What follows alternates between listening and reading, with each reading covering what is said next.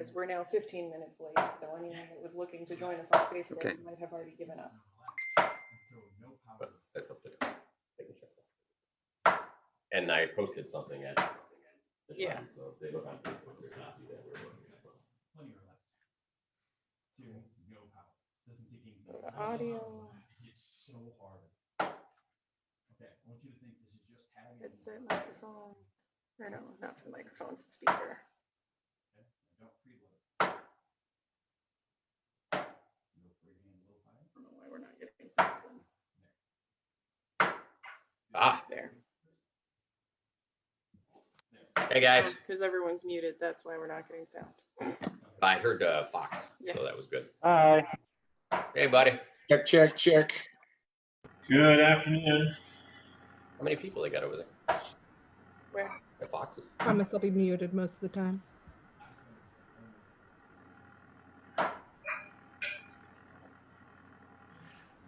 Yeah, there's 3. We have a big fest. They got a big fist. Awesome. Hey, Josh. Hi there, Casey.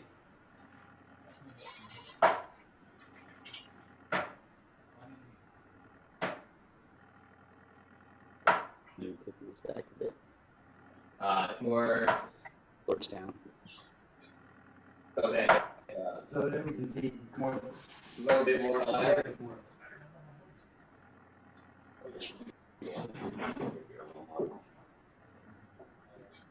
I apologize for the slow start, guys. We're still fighting with cameras over.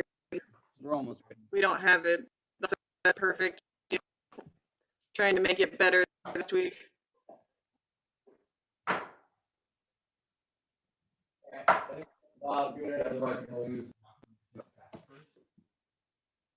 That part, and this way they can only see us. Okay. I think we're pretty good. So, straight line. Okay, so that's better. All right. And So if you didn't get a chance, load it up. oh, you know what? This might be a little bit better. The one, the other one. All right. Yeah. I don't take audio. No, just trying to see where. So what you've explained. So a lot of it's just giving an idea of throwing where your body mass hits that front toe. So square your feet up a little more. You go like box, right? It's almost pointing at you and you're pointing at that. So nice and square. And back, drop your hips over. And just pushing off that back toe. Yeah. Now don't come back first. Just push everything forward. Just a push. And Just a push. go. And then in the end, your targeting happens. That's how you dial your right. How do we get to start? Number. We mean every Yes. Everything is literally just that. No. Never knew. You want it? I know I like to come over here, but you You want want it speaker. not here's camera. Sorry. Stop right on target. So you see where your Is hand that is? NDI video? Maybe. You know, right there. Just go. There it Yeah. goes. Yep. There it is. Try to end there.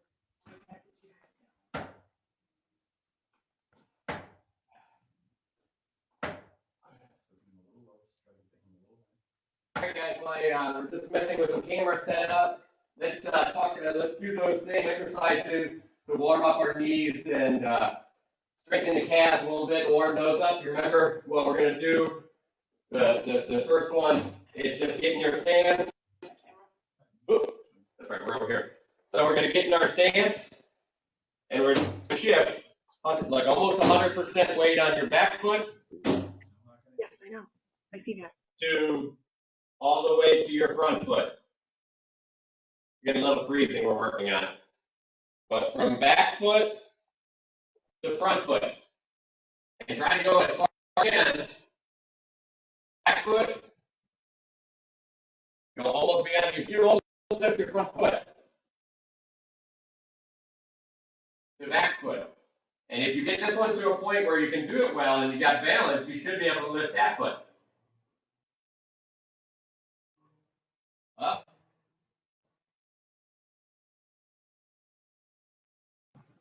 I don't know if it's just me, but you guys are lagging. The video's frozen for me. Yeah, same here. Yeah, I think we're working, fixing that. If we can't fix it, we'll just stream one camera at a time and do it that way again until we can resolve it next week. But meanwhile, you can still do the shift. 2 weeks. So here we are, back foot, all the way to your front foot.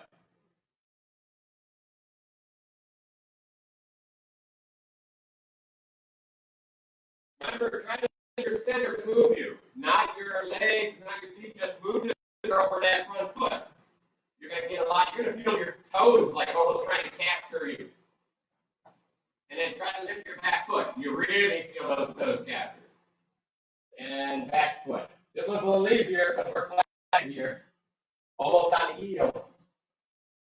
Put down, all the way to the front.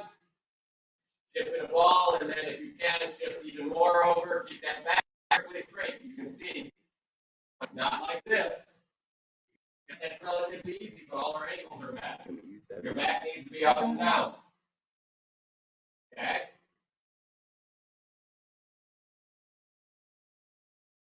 So do that a couple more times. And we're working on the leg.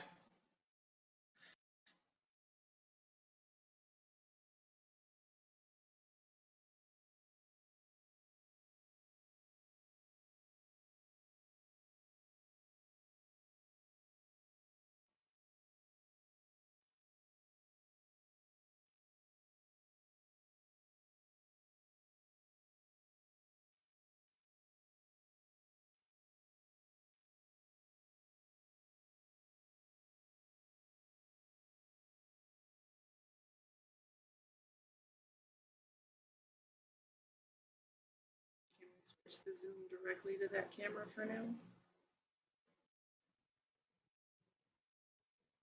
Oh, well, it's looking in the zoom. All right. Maybe. No, that's just. No, this is the zoom. Are we looking in there? Still better? How does it look now, guys? Okay, but now it's laggy again. It's still a bit choppy. Yeah, it's choppy. All right. I know Brandis moves fast, but that's really fast. Yeah, it's like the video trying to catch up. Right.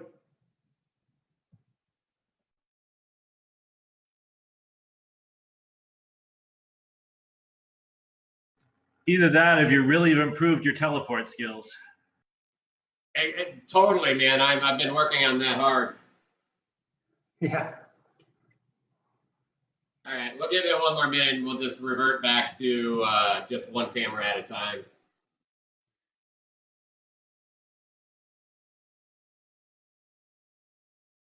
Maybe if you only have a camera into each of those. That's what I did. Oh, okay. There's something else going on that's. Yeah. Just go to ID Cam 3 or whichever one is my phone.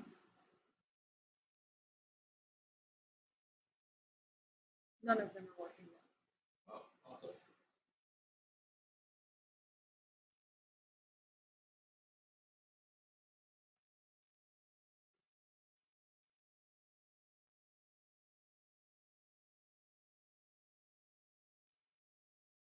Well, that looks.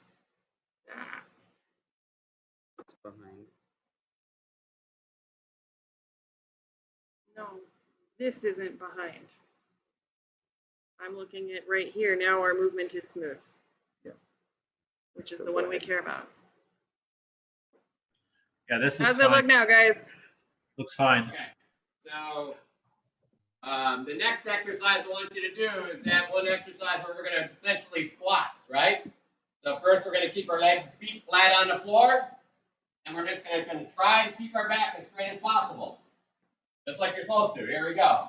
Just body weight squat. Just go as if you can only go this far, that's fine. I don't care. If you can go farther, go to that spot where you're still comfortable and back up. If you can get it nice and flat to the ground, that much better. Okay? I'd like you to do 10 of those.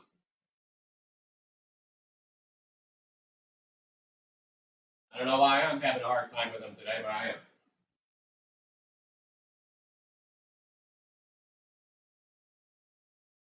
I'm having a really hard time.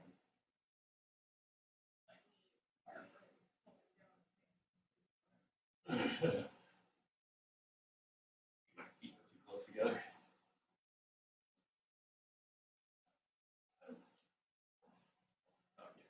All right, next one. We're going to do that same thing, but this time what we're going to do is we're going to go ahead and let our heels leave the ground. We're going to squat down, like go right onto the balls of our feet, all the way down, so you can see it. Are we in our fighting stance or like square? Square. So square stance, all the way down, back up, still on your balls of your feet, and then extend those toes. Get that extra inch or two. Hold it there, and then back all the way down. Back up, extend the toes. Down. Back up, extend the toes. Okay, you should almost feel yourself balancing on those toes when you extend them. I don't know about you guys, but I hear myself cracking these a ton as well. So let's get 10 of those in, and then we'll start the ladder drills.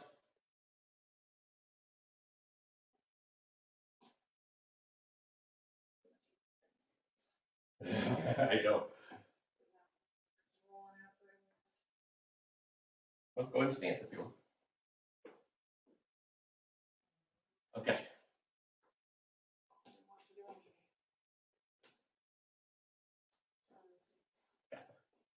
All right. So get all 10, and then we'll work on these ladder drills next.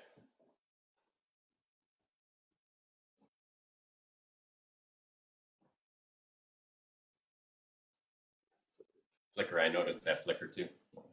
All right, ask them if they're getting a flicker What do you mean a flicker? from that. Oh. Just We're gonna use switch the other one. for a Okay. minute. Okay, turn around. All right. All right, guys. Are we ready for some ladder drills? Yeah, give us a thumbs up or something. Let us know. All right. Awesome. All right, we're gonna run through them. I'm gonna give sort of a shorter tutorial version this time, but we're gonna try and actually wait and give everybody time to do them. So first one, we're calling a 2-foot run. It's our 1-2 in each box.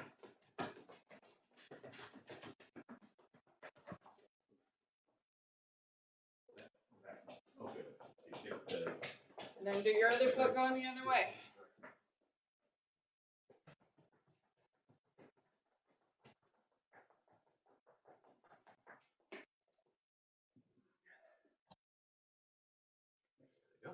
I'm watching to see if people are ready.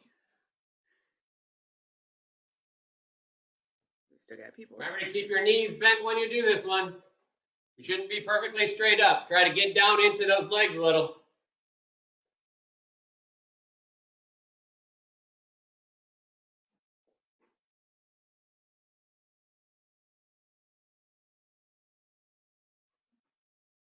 Just waiting for the last person to finish.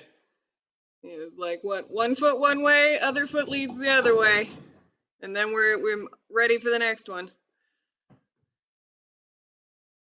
Okay. All right. I'm seeing lots of thumbs up. Oh, and then Ness is going. All right. Oh, I think Josh just joined me. Next one. We're on that camera. Yep. That camera. I don't know what camera I'm using. Hi. Yes, you're on that camera. Lateral in, out. So, step in the box, out of the box. 1, 2, 3, 4. Left, right. If you start with your right foot, that will left foot, that will lead you to the next box, type of deal. It depends what side of the ladder you're on. Lead Yeah. the foot that is Looks in the like it. direction you're going. Yes. There you go. To the other side, I'm coming to the other side of the ladder, since we made a circle. If you are going down and then coming straight back, you can stay on the same side. So, now to my right foot.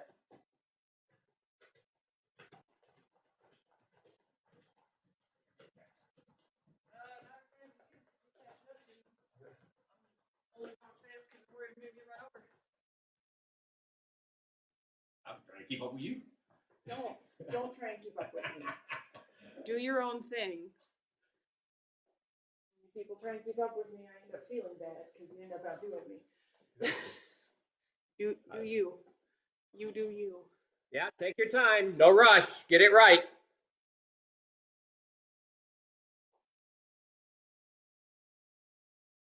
And somebody whose phone is not being I'm gonna get on Zoom. I mean, Facebook. Yeah, keep the comment feed showing. On the Zoom or on Facebook? Facebook. Okay.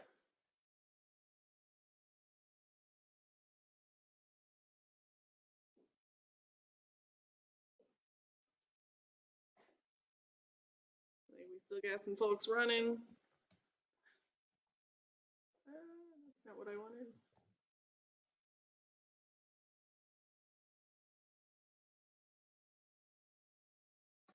All right.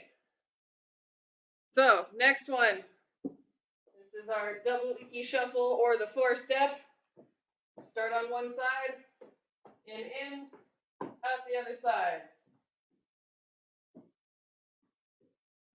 So it's left, right, going this way, and then right, left, going the other way.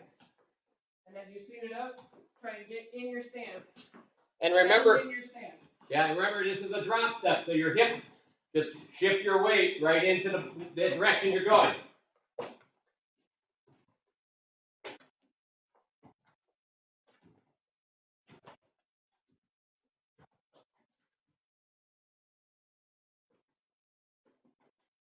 And back to your stance each time.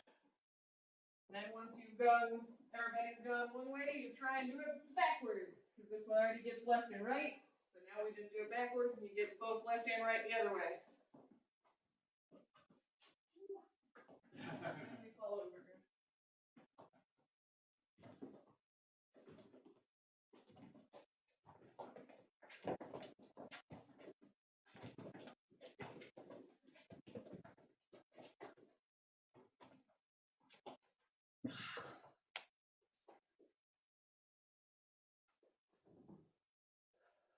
Yeah, still going. Yeah, the key on this one, guys, just so why other people are finishing, is just to be, again, bent knees. If you just kind of shift that weight, your foot drops out, and then that other foot gathers to the point. So what happens is we end up in fall, gather, fall, gather. Sometimes I just point where I'm going, and that reminds me to shift my body. We've got to figure out how to get the sound louder. Yeah, I can kind of hear it a little bit. Well, no, what you're hearing is this right now. But in general, this is still really quiet for some reason. Everybody's weird. I know. Okay. It's like everybody doesn't have to live on mute. You can totally talk to us. Yeah. All right, next one. We're doing, it's one version of skiers. There are many versions. This is the gather step version. It is a small step, small gather step. So I start one foot in, one foot out. I'm going to move forward a box, and we're going to go open the legs, close the legs. We go to the next one, open the legs, close the legs. So again, this is a drop step. So you're going to spread. Yeah, spread.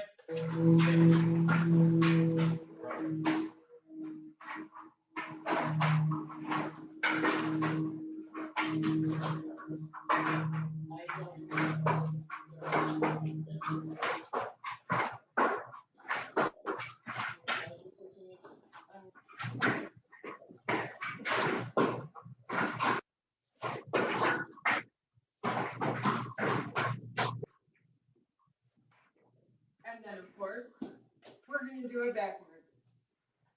So, one foot in, one foot out. We open, close. Open the feet, close the feet. And when I say close, I just mean go back to your stance, not literally close. Get this right.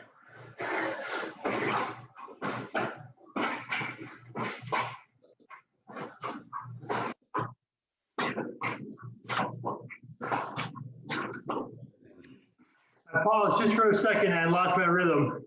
Yeah, I lost it too. So. That's a lot harder backwards.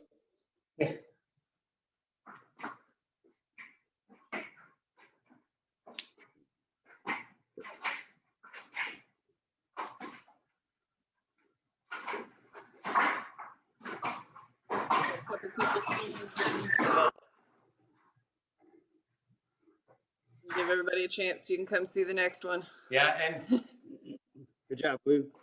as those guys are doing stuff, if you remember, even if you just want to practice making sure you feel right, remember just, again, drop step, foot follows. Drop step, foot follows.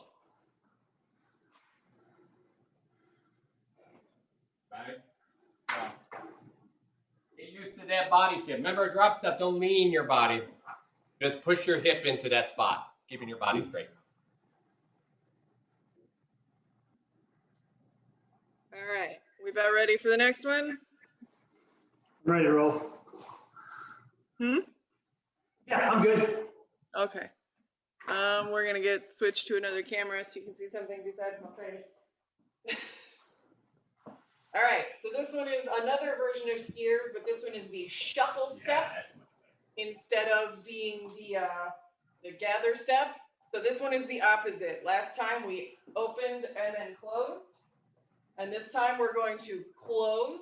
And so that foot goes in the box that's in front of you as I fall over. And then open. And close. And then open. Back here, as that speeds up, it becomes a little shuffle. Right. This is a little different than a crossing step, just so you know. It's a shuffle step. Your feet kind of come together. So it's like.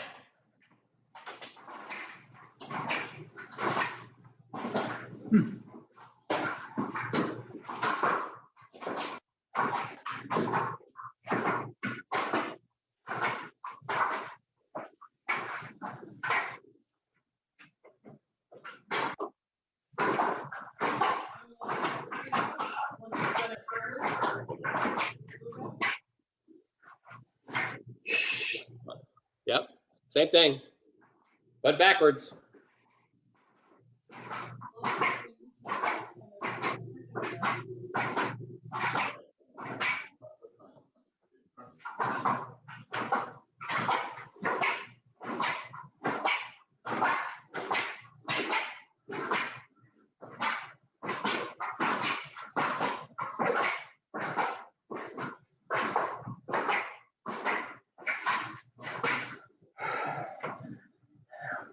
Yeah, we're gonna guys give you some time on this one. This is not an easy one.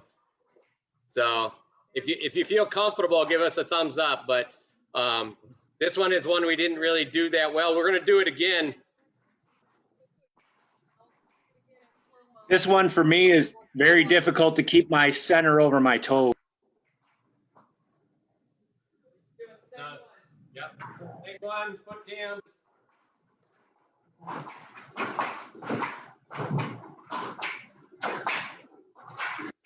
Okay. So if you have to do it really slow the first couple times through, guys. I have to.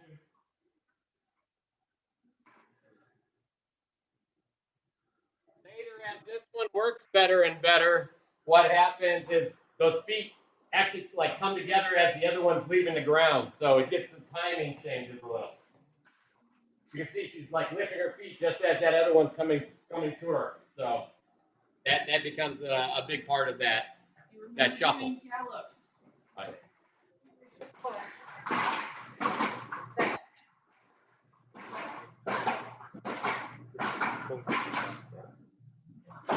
Yeah, and that's the difference between this and a cross step is that we're not crossing our feet. So the cross step, it would look a lot more like this. So now what's happening is we're going to cross our feet. Cross step gets you more range. Where in a shuffle step, you just come essentially, if you watch my feet, these are just coming together. If I just stand side to side for a second, I'm going to replace this one with this one. So it comes together, the other one goes out. And then So- when we're moving forward, they don't necessarily touch like that because you have to step in front, but it's the same idea. Right.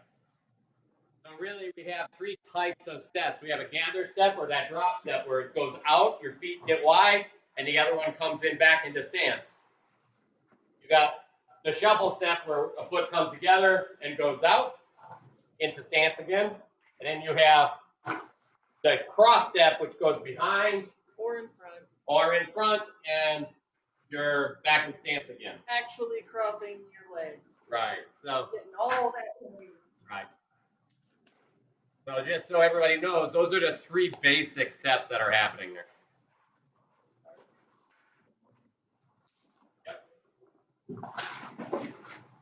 So let us know when you're ready for the next one.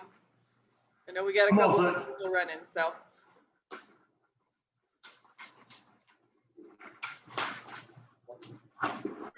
Are waiting, just do the side to side, get in a horse riding stance, and do the shuffle foot to foot. That'll get you a little of your timing working a little bit. So until these guys are done. All right, so the next one, we've been calling it the TikTok step. It is almost the same thing we just did, where we step together and out. But now what we're gonna do is we're gonna add some angle to it. I'm pretending I've got my imaginary opponent right here, and I'm trying to cut over there, and I still want to face it. So I'm gonna step over here. I'm still doing that step across and turn. And it turns into come back down here where you can see stuff that becomes this. And with the lead toes, you're pointing toward your opponent.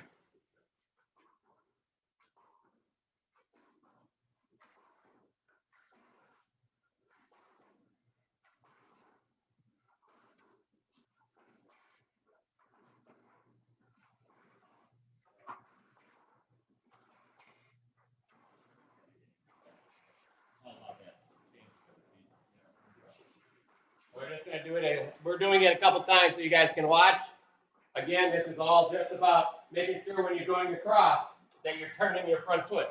Your hip literally turns with the turn of that front foot.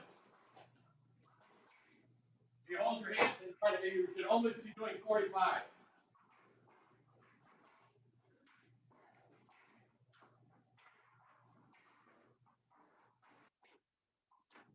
And we do it, but Yeah, and then like everything else, we do it backwards. This one's a little harder. More awkward, I might fall over and you're all welcome to laugh.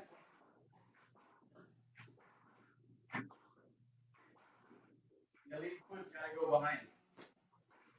Going back. There's a fall.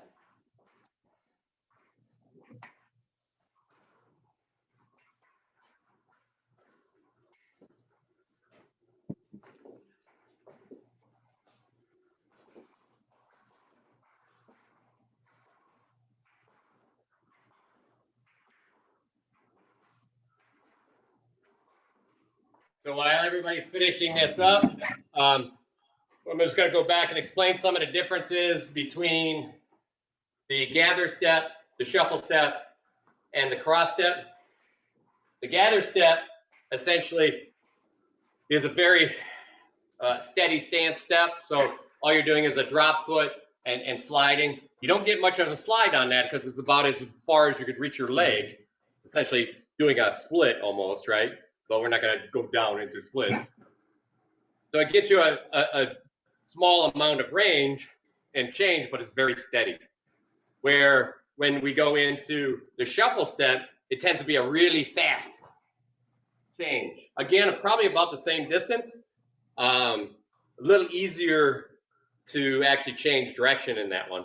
And then the crossing step is where what happens is you get much more range. And you'll see that in the rotational drills later. But that's kind of what's happening in each three of those types of steps.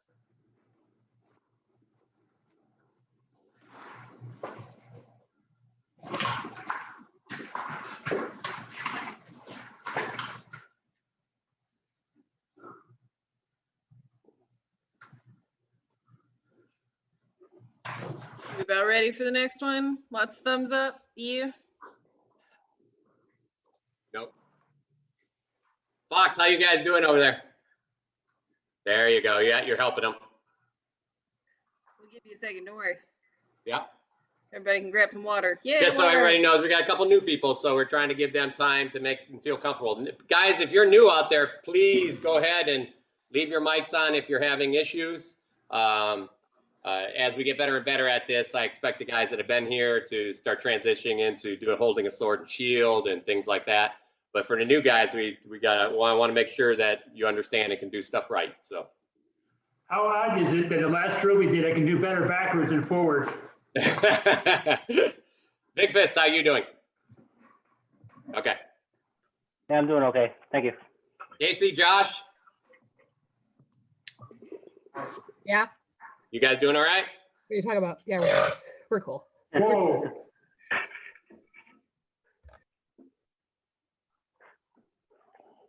Yeah.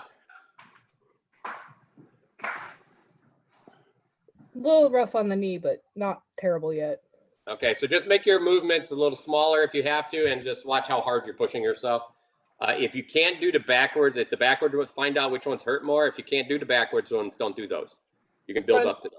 Front, because I think I throw too much weight when I put that leg down.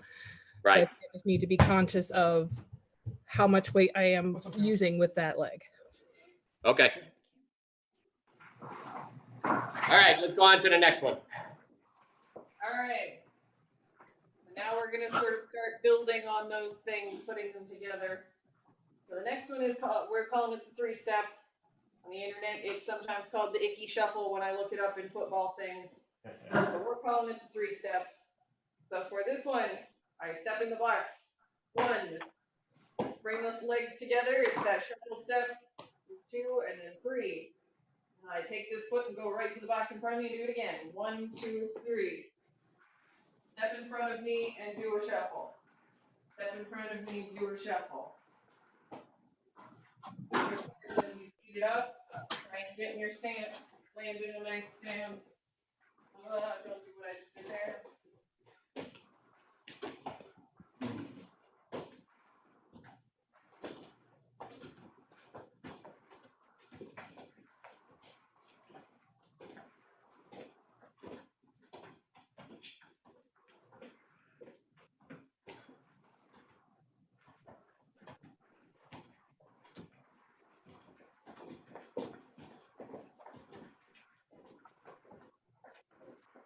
We got a couple groups, so if you want, and you want to push yourself, then do it a second time while the other groups are still working.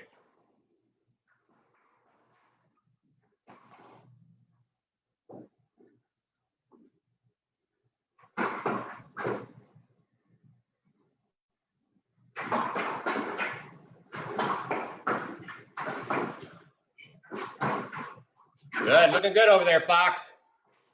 Looking great. Hell yeah. I'm also impressed at how well you're managing 3 people in that tiny space. Exactly. That's even smaller than ours. I know. All right, let's do it back now.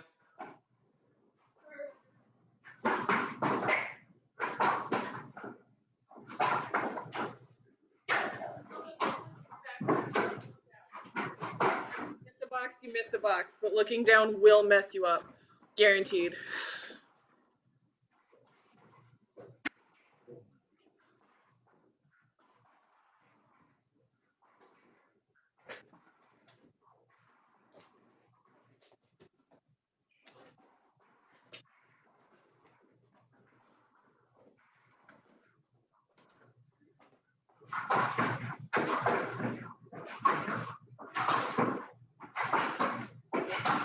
Adila is watching.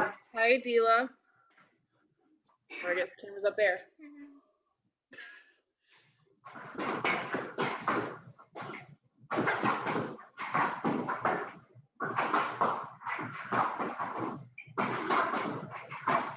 Right. Just finishing up these guys. I'm missing this finger.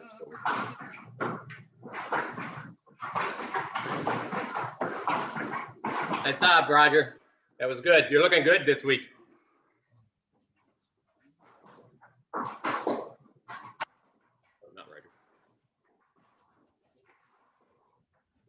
Good, yeah. Sifford, you're looking good this week. Thanks.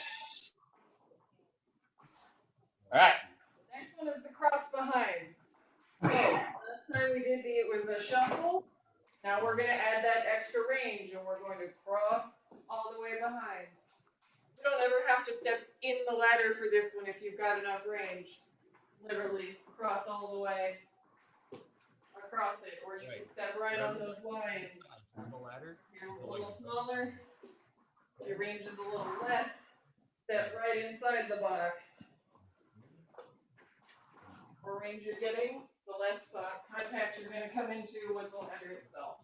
Yep. So it's that step, cross behind, and open up.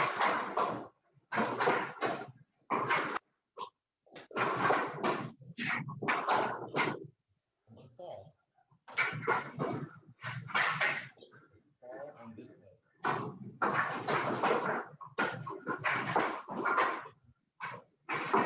As you're getting better and better at this, and you know your body's following you, and you got good balance, then you can really kick that step harder over and get more distance.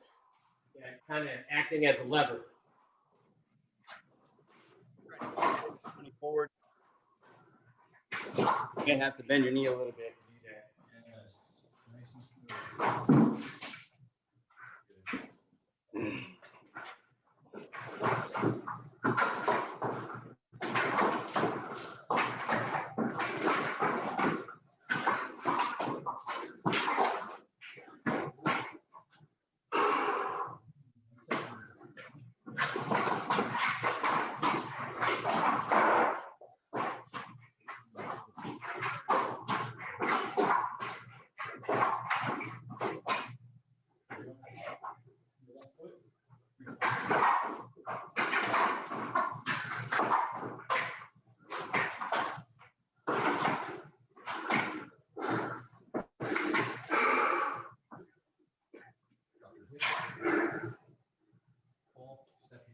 Good. Good distance, Big Fist. Good job, Big Fist.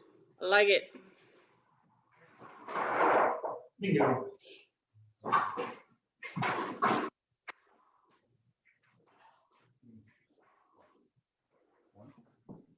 Yeah. There you go. That's better. That's better. Good job, Sibri. Call out who it is. Yeah. They don't know who we're talking to. Nice job, William. Again, better doing it backwards than forward. Well, that's going to be the next one once these guys are done. What, backwards? That is going to be backwards. Onto the backwards.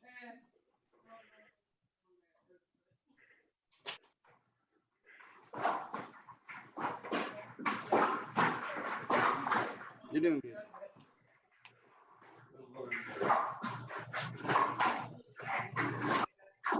I don't bother, but still just crossing behind.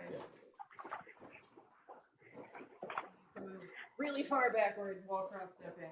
That's the way to do I it. think it's Hopscotch. Put on the line. Across the line with your toe. Catch yourself. Let's do it backwards again. You got it. And can I see the front one more time, please, going forward?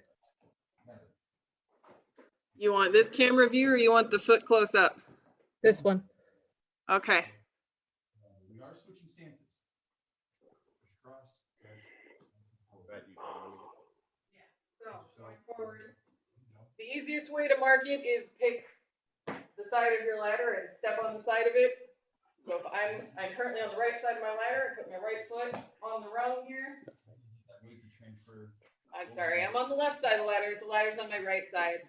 I don't know my direction. Step here, cross behind, and then we open up, preferably back into stance. Then we take this foot that's in the ladder or next to the ladder, and we go right into that next box, behind, open. Forward, behind, open.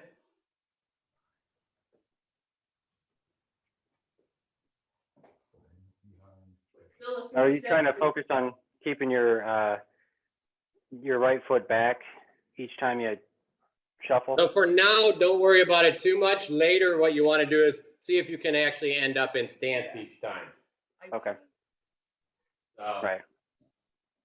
If you're having trouble just doing the move, don't worry about that yet. If you've got the move, then that's the next level is stance all the Okay. time.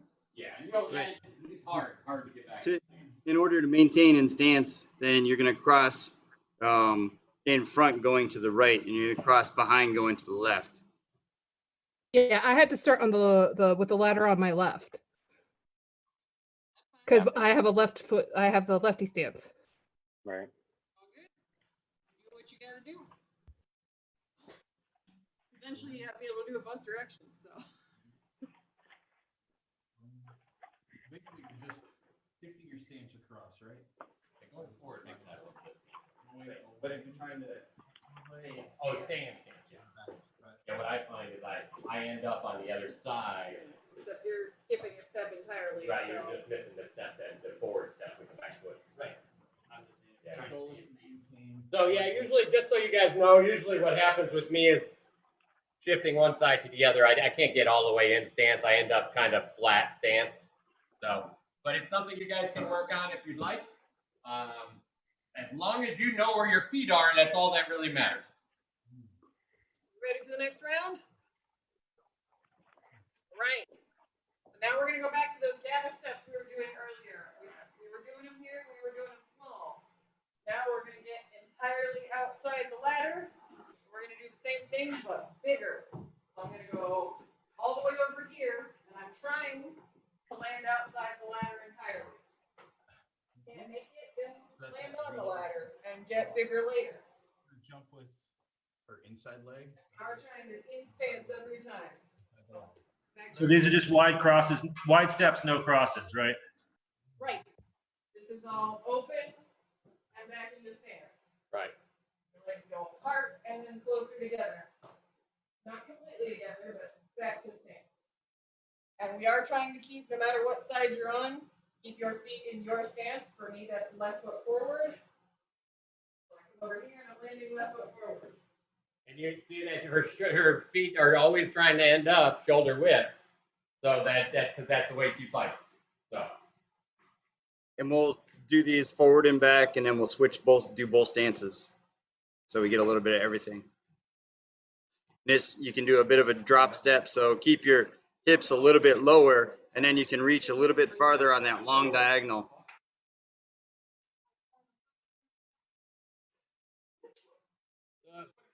Another way to look at this while you do this is point to where you're going. So take your finger and literally point where your foot's going to land on the drop step. So if my foot's here, my foot's here. And you just kind of let your whole body slide in that direction.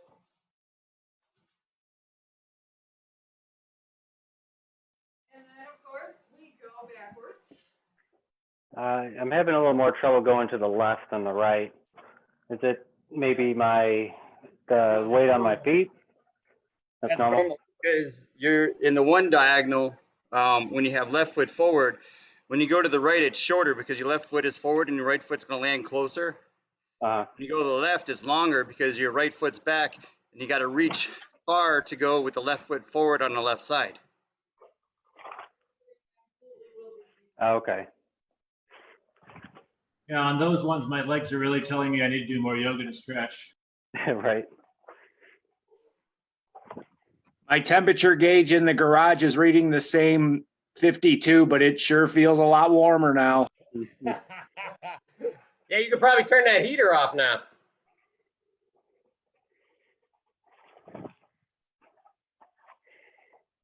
Yeah, when going backwards, this is one where you definitely want to focus on standing up, not sticking your butt out and leaning forward. And when you do it in the longer reach side, you can sit a little bit lower and it's gonna make it feel more comfortable. Okay, yeah, I got that. Dropping your butt so this, to allow yourself to pull back into those corners, you're just dropping that butt. Don't lean, don't drop those shoulders.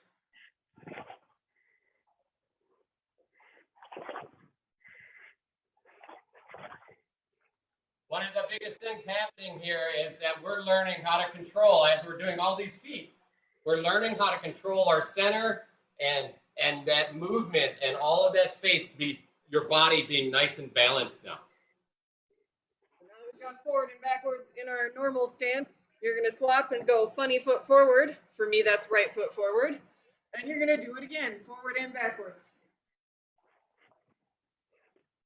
Again, one side is gonna be harder, like one direction of jump is gonna be harder. It should be the opposite one now.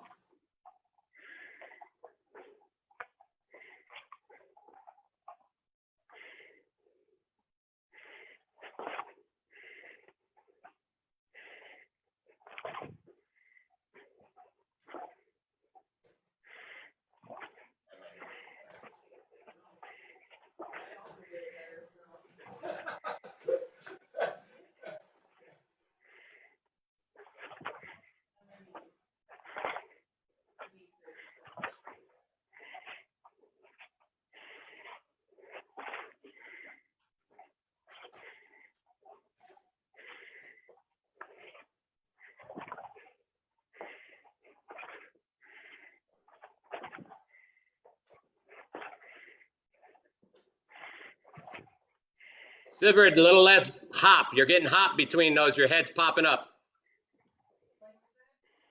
That's it. And these are supposed to be nice and slides. Don't pop up and down as you're doing them.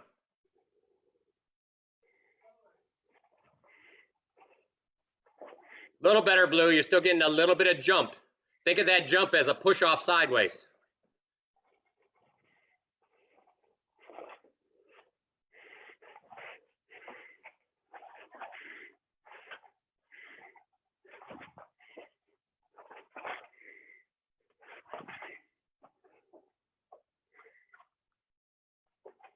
Yeah, looking good, Fox. Both those guys are looking good. Man, that plays a number on your legs. Yeah. Ugh. Now again, one of the biggest pieces on this one, and I'm going to go to the camera. What camera's showing right now? None of them. Which would you like? Go ahead and pick the one back over. So what I see a little bit happening here with some of you is that you start shifting and then you jump a little early as that foot is shifting. So you get this little hop. And you see how my head's coming up and down? Watch, the big difference here is just shift. Okay, so watch that hop. You shouldn't be hopping. You shouldn't feel yourself going up. You should almost feel yourself shooting sideways. That shooting sideways will get you more distance on the gathering step here. Yeah, I was running into leg flexibility and I so attempted to hop instead. So making sure I actually don't do that is good. And again, as long as you're doing it and you know what's right and you can try it until it's comfortable, it's fine. But let's make sure we get it into that space where we're not in fighting. We do not want to go up and down unless you're doing it on purpose. And that's why I switched to a shorter step so I can actually reach it. Right.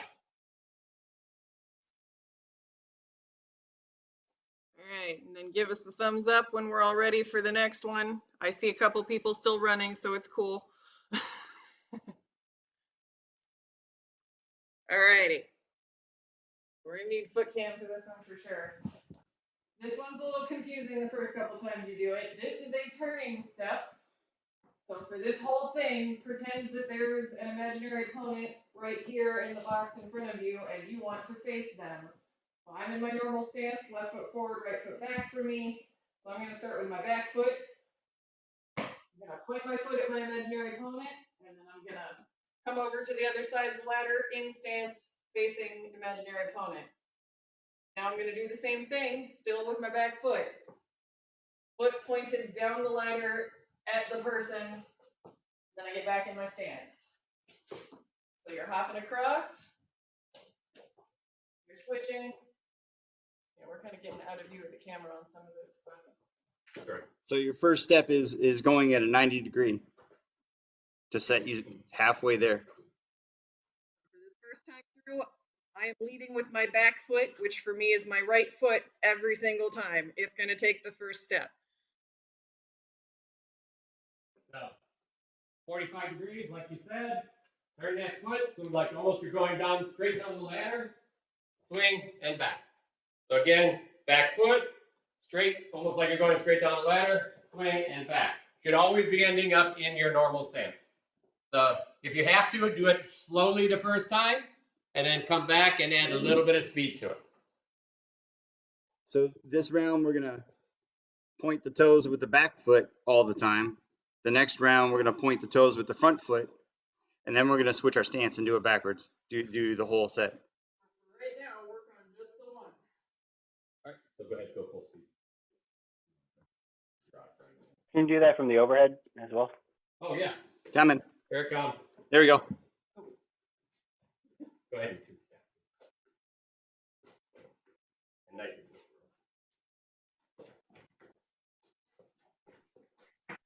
Okay.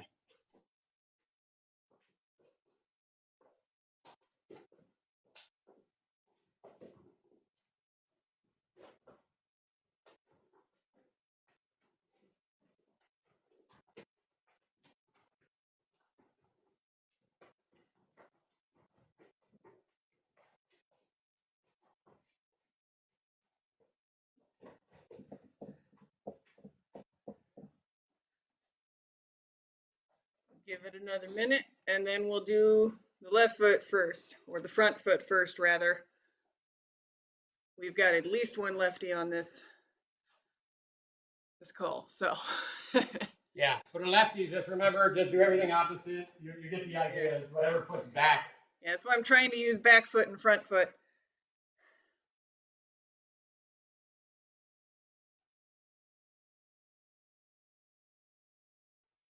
And remember, it's perfectly fine to do them slow if it helps you get good technique.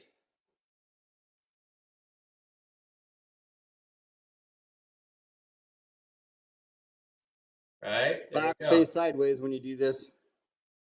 Yeah. It doesn't have to be like full on sideways. Yeah, I changed it into the 45. Just make sure you're getting a good turn. If you can go all the way sideways, go for it, but. I put myself in the next box in the ladder. That's kind of what That's a more realistic sort of flip around my opponent. Yeah. And somehow doing a 180-degree turn through their body. It's just practice. I know, but I'm all for more realistic practice. We're switching feet now? Yep. All right. So now it's the front, same good stance. Same stance, my normal stance. This is how it would be last time I stepped with this foot. This time, front foot. So now we're front foot leading across. And we flip around. Step in the box. Get back in my stance, facing here. So, Okay. front foot in, across, front foot in, across, front foot in, across. Okay, it's still across. Front foot in, across. There we go.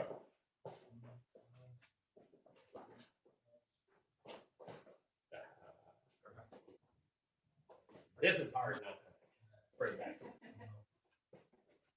There's going to be one less step in this one. Just to let you know.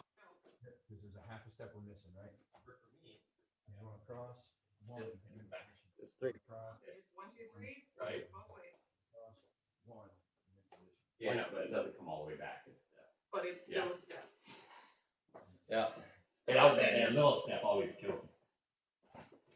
Because I want to swing it all the way Yeah. back. It's all about control.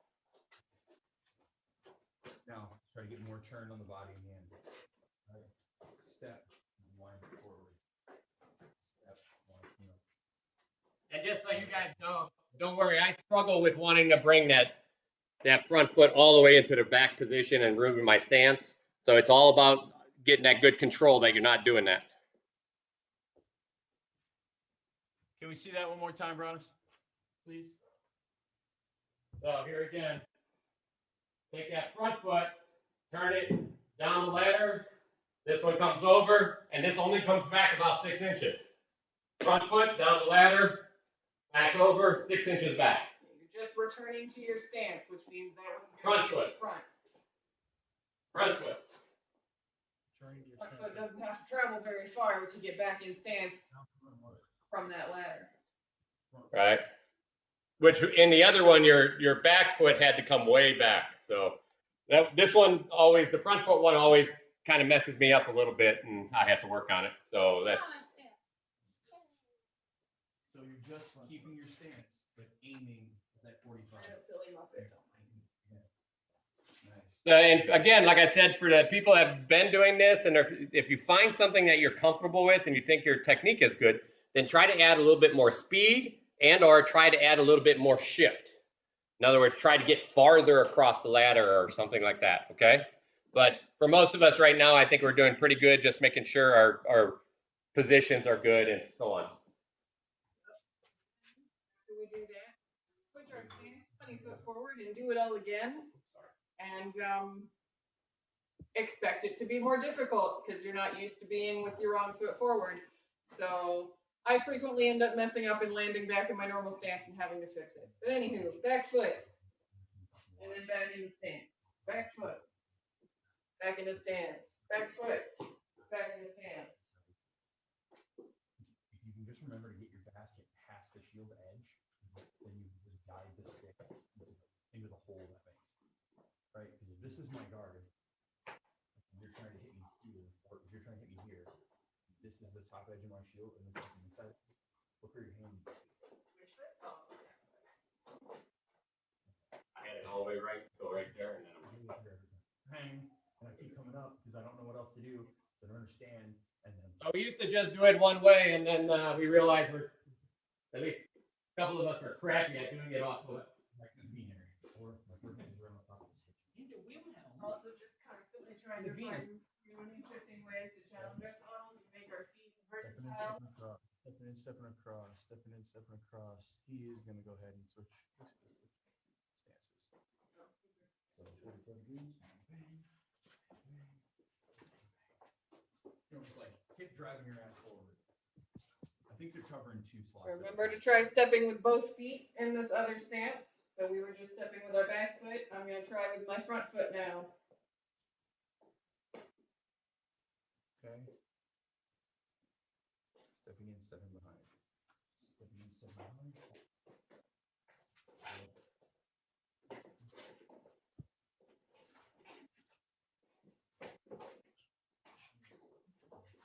Tighter feet, Tom. A little tighter. No, so big that it's hard to tell. I can't tell if it's your penis doing it.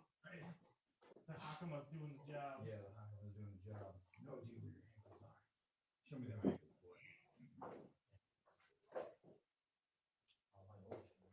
Huh?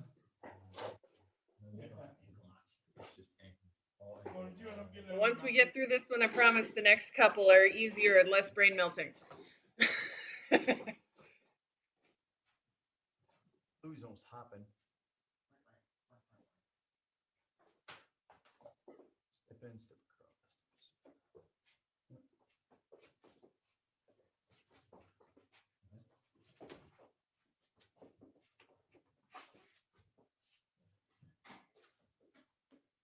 All right, better times for each other.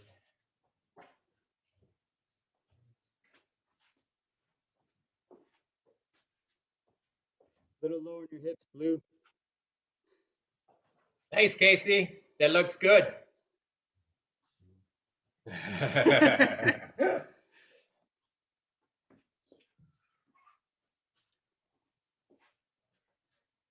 do know there's different.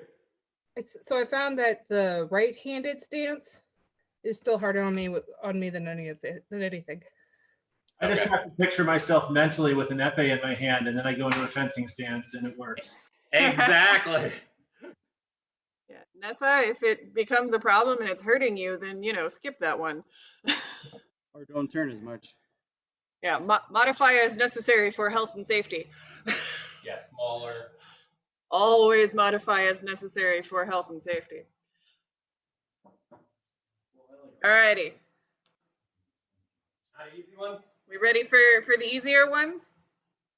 More jumpy, less brain melty? This one, we're just doing little jab jumps straight out of boxing. So I've got my left foot forward because I'm traveling to my left.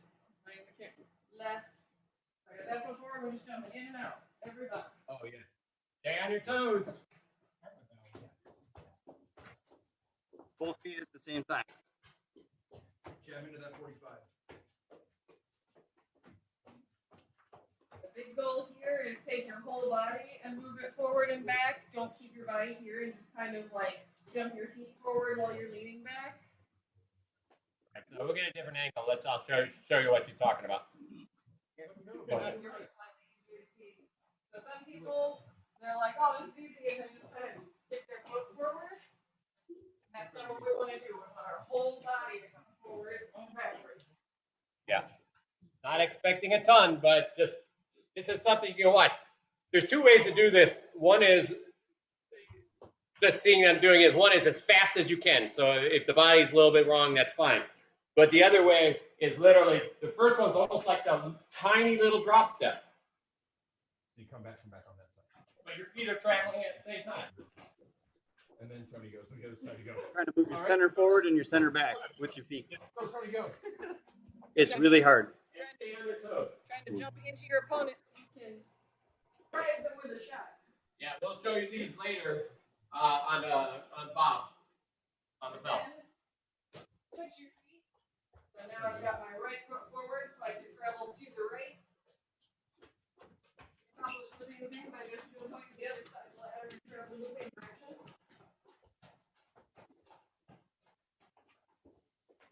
That was stressing my knee a little bit. Modify for health and safety. Yep. See how nice and soft where he's going? He's got real soft feet while he's doing it. You also want to make sure keep your hips and feet pointed forward.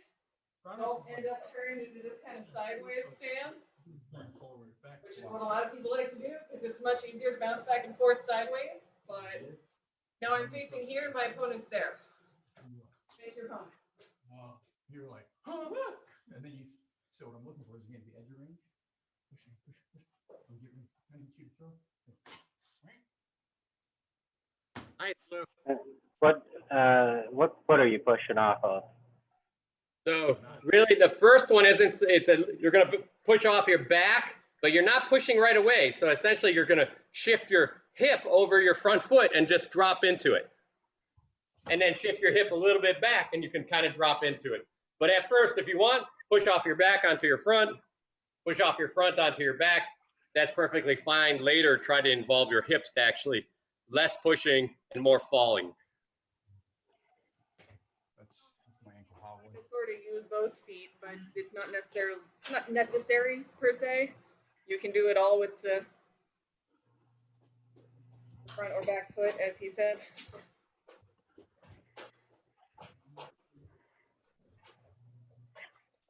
So everybody finish up this round, and then I'll show you the next one.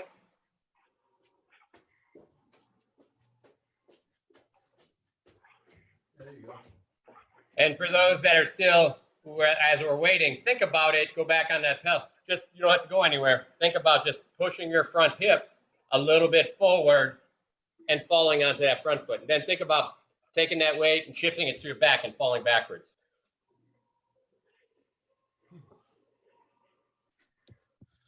While you're staying on your toes. There you go. Here. And then all I'm doing is really lifting my front foot, and then I fall. I lift my back foot, and I fall. They squat right. Alrighty. Ready for the next one? Yeah? Mm-hmm. Alright. Next one is the switch foot. For this one, actually, what I want to do is center my body over the side of the ladder, and it's going to move in a straight line straight down the ladder. And I'm going to switch my feet back and forth. So I'm starting with left foot forward because I'm going left, and over left, right, and then the next block, left, right, left, right.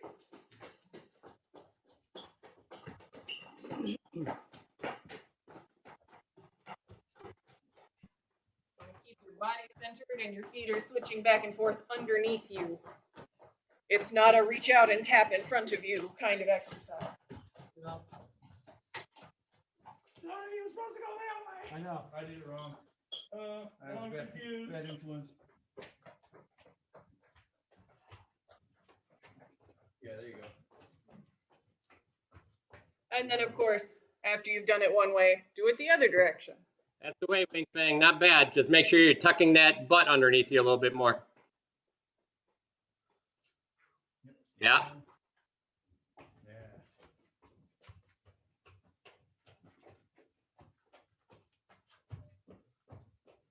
Box screw, you guys are looking great. What? Who's that? Oh, we're switching now. Big fist, not bad. Make sure those feet are always landing back into it's kind of your stance. So make sure they're still landing back forward. Make sure you're not turning your feet too much. If I had tread left on my shoes, they would be gone by now. Your shoes or what? I said if I had tread left on my shoes, they'd be gone by now. Yes.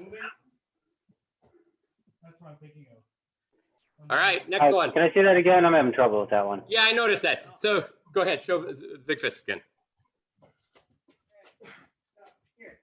I'm gonna come this way. It's a little Yeah, easier. we'll do it. We'll do it in a couple different views here. There we go. Here's the close view. All right. All we're doing is this. Yeah, you're almost jumping up and just switching them. Like skipping rope. But Okay. then we're Yep. moving it sideways while we're doing it. And then you're just going to change your weight to one side and go with it. Allow your weight to move you as you're in your skip. It's the Cabbage Patch. Good. That was better. That was better. Good. Okay. That's the way. Perfect. That looks great, Big Fist. And as you get more comfortable with it, you speed it up. Because agility. That's how these work. All right. So let's go ahead and do the back. Did you already do back? Yeah. Oh, okay. So you remember, yep, down and back. All right. Now we're gonna switch. All right, thank you. We didn't even do the hopscotch yet. Oh, I totally forgot hopscotch. Yeah, let's add the hop. All right, so while we're doing hoppy things, we're gonna do hopscotch because I forgot it earlier. So jump your feet inside the box and in the box. Inside the box, in the box. And try to make it so your head's not bouncing up and down. So the trick is you're going to have to change the height of your body as you're doing it. The more you squat, the easier Okay. it is to. So you got to get in your hips. So here I am, right? And if you can see the feet here, what's happening is here I am in the box, out the box, in the box, out the box. There's a little up and down, but Right. we're trying to minimize. Right. This is what it would look like normally, and I can see some of it. It's like, It's not this. It's not jumping jacks. okay. So just make sure you're sitting a little lower with your hips, and it's going to make it a little bit uncomfortable, and then you can do this. Stay down. Stay down, man. Stay down. My pants want to fall. I'm in back. You guys want to see my undies? Yes. That's a good one.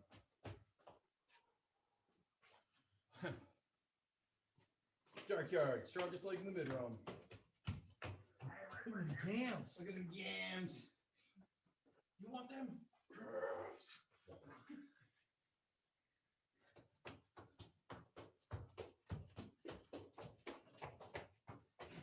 So that one too. All right. Go ahead, and I didn't say it, so go ahead and talk to them. Man, I am really trying not to bounce. Backwards. Hold on. At least this one's pretty easy to reverse. Yeah. Silly. That was not as Back silly. backwards into it, and don't lean over to go backwards. You have to be dropped in your hips. Don't get the butt sticking out. We don't want this, guys. We don't want that butt in your back tilting. When I'm doing backwards, you can see I just sit a little bit, shift your weight, kind of uncomfortable because it almost feels like you're falling, and that's going to help you catch yourself. To back to butt should be one vertical line. Nice and stacked. Emphasis on vertical. Yep.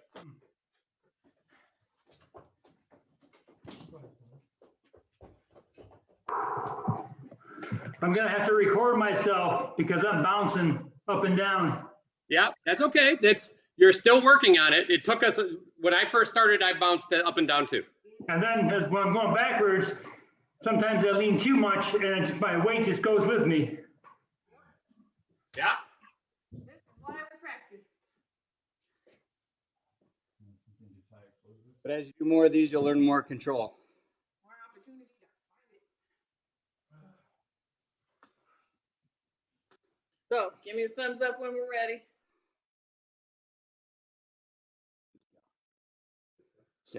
All right. So now we're gonna sort of return to that jab step we were doing, the forward and back jump, but we're gonna space it out now. So I'm gonna I'll wind up with this right here. I'm gonna jump forward 2 with that jab step. And then when we go back, we're gonna go back 1. Forward 2, back 1. Trying to keep facing forward. Again, try not to fall into the sideways hip thing. It is so tempting.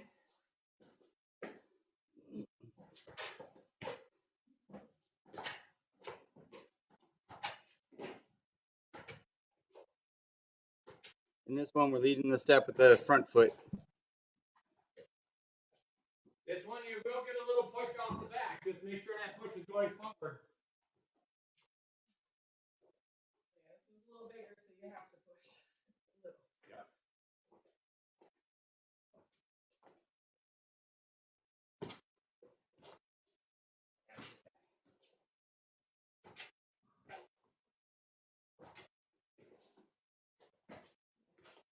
Be smart.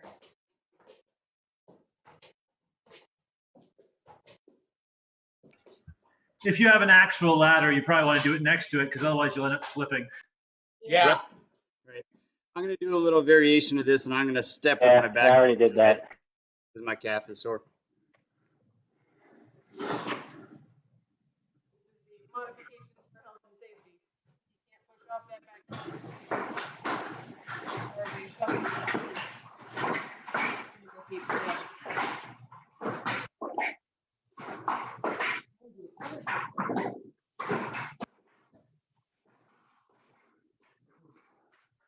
Yeah. This one's a little rough. Make sure you don't turn that front foot in. Try to make sure your back foot and I almost called you Jazzy. Amanda said it last week, or Saib said it last week.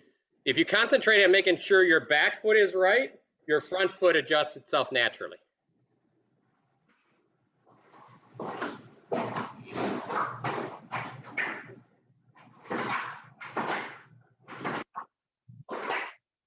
Good. Nice job, you guys. Wing Fang, Nessa. Good. Push that hip, Wing Fang. Yep, not your shoulders. There you go.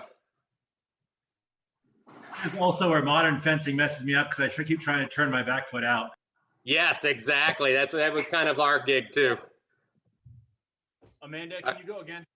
All right, so when you're done with this one, switch your feet. Saib's gonna show you here. She's switching feet. Funny foot. 20-foot aggressive stance us? Yeah. Okay. 20 foot, sort of like forward. So she's almost like coming together with her feet and then taking a half step back. Jumps. Ron's does too though. He's like, it looks like he has more control over that left leg though.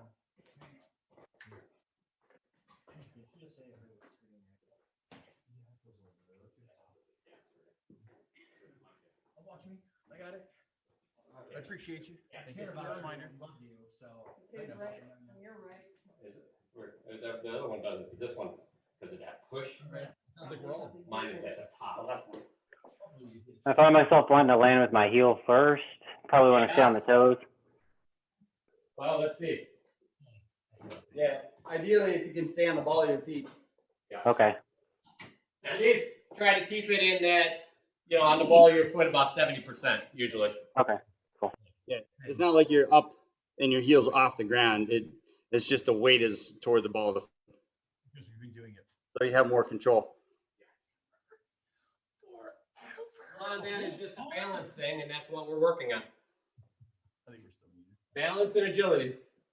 And good news, guys, we've only got one more ladder drill, and then we can move on to things with Pels.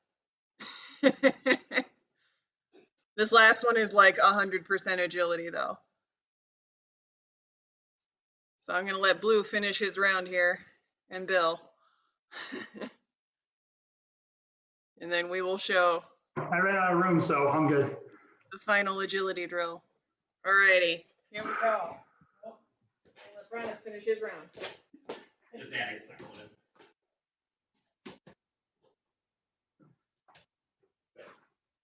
Alright, so this one is called in, out, out, or out, out, in, however you want to do it. And it is exactly what it says.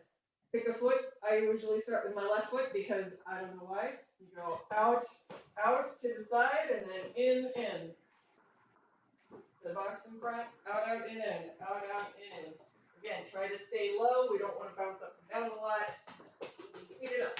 Yeah, this is a speed drill, so do it first, get comfortable, and then add some speed to it. Yeah, we will demonstrate what the hyperspeed version looks like.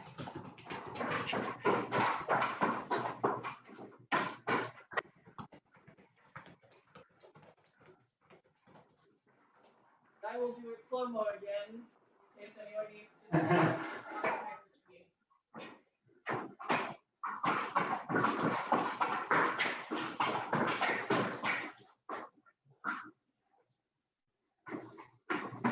Good job to read.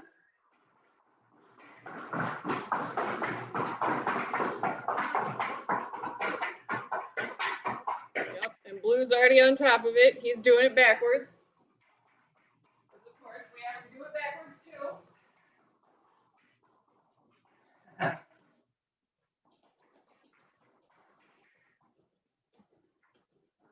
And don't worry about looking down, just do it as best you can. Don't worry about where you're landing on the ladder here. But ultimately, it's about the motion. Not point hitting each box, whatever. Woohoo! Now, maybe put up something soft behind you at the end to crash into. Because that's a common occurrence. Try not to go through your garage door. Then once you've done it forward and backwards, do it all again, but starting with your other foot. So if you started with your left foot, start with your right foot. Or vice versa. It's surprisingly difficult. Yeah, I was wondering.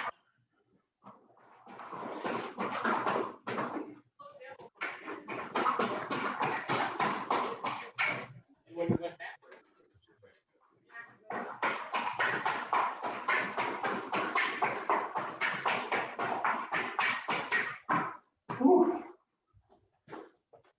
Oh, that one slows down at the end.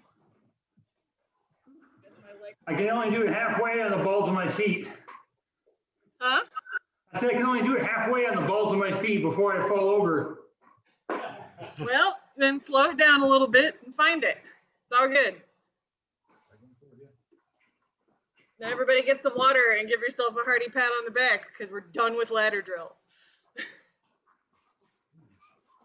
Now my knees.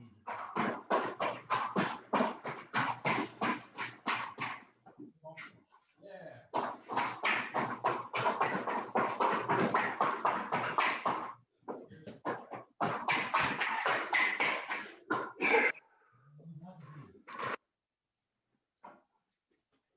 I feel like that sliding with your hips is helping me quite a bit today.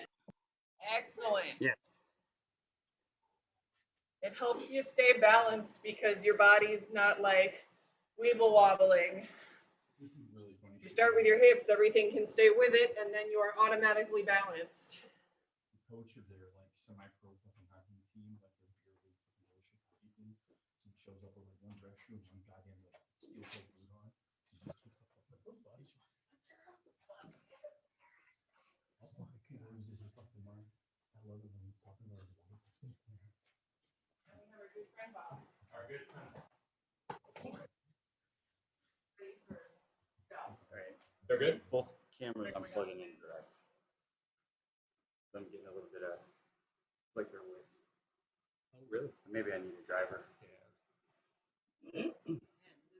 Or an updated driver. At least Yeah. one of you should graduate to actually doing sword and shield. I will. Sword and shield. No throwing, just like I still can't. I might do mine too. Not that I can't, but I shouldn't. Yes, I get I'm that. clearly capable of holding it, but it's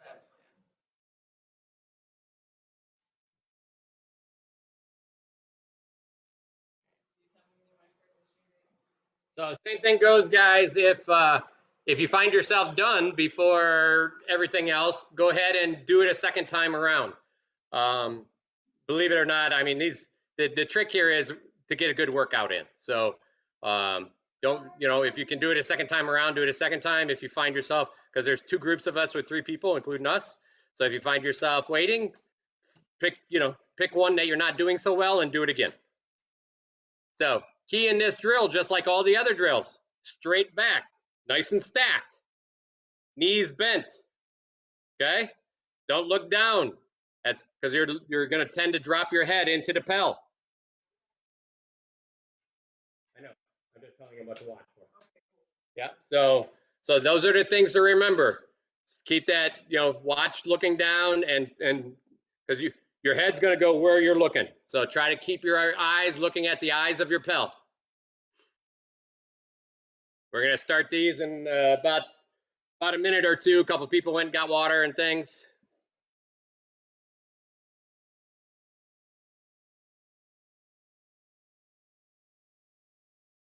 So, and remember, again, just push yourself. Okay. So in other words, when we're done, do it a second time. Even if you want to do it slow, keep perfect form in slow motion, do it that way. We're going to show you this week. And if you felt comfortable last week, perfectly fine. Louis, myself, are going to do some with sword and board. So this is not a throwing drill. If you don't have room with a sword, then grab a short stick that looks like a sword. Anything that you can just hold in your hand, could be a hammer, and your shield. And the goal with that will be more about keeping the sword and the shield in perfect shape as you're moving. But again, this, for a lot of you, this is the second time. My suggestion is concentrate on your good form first. Make sure that you got good feet, that you can actually start looking at, feeling how your center feels, feeling that you're shifting with your center, and that you have, that you're not feeling like you're falling into places. I did these for weeks before we went to sword and board. So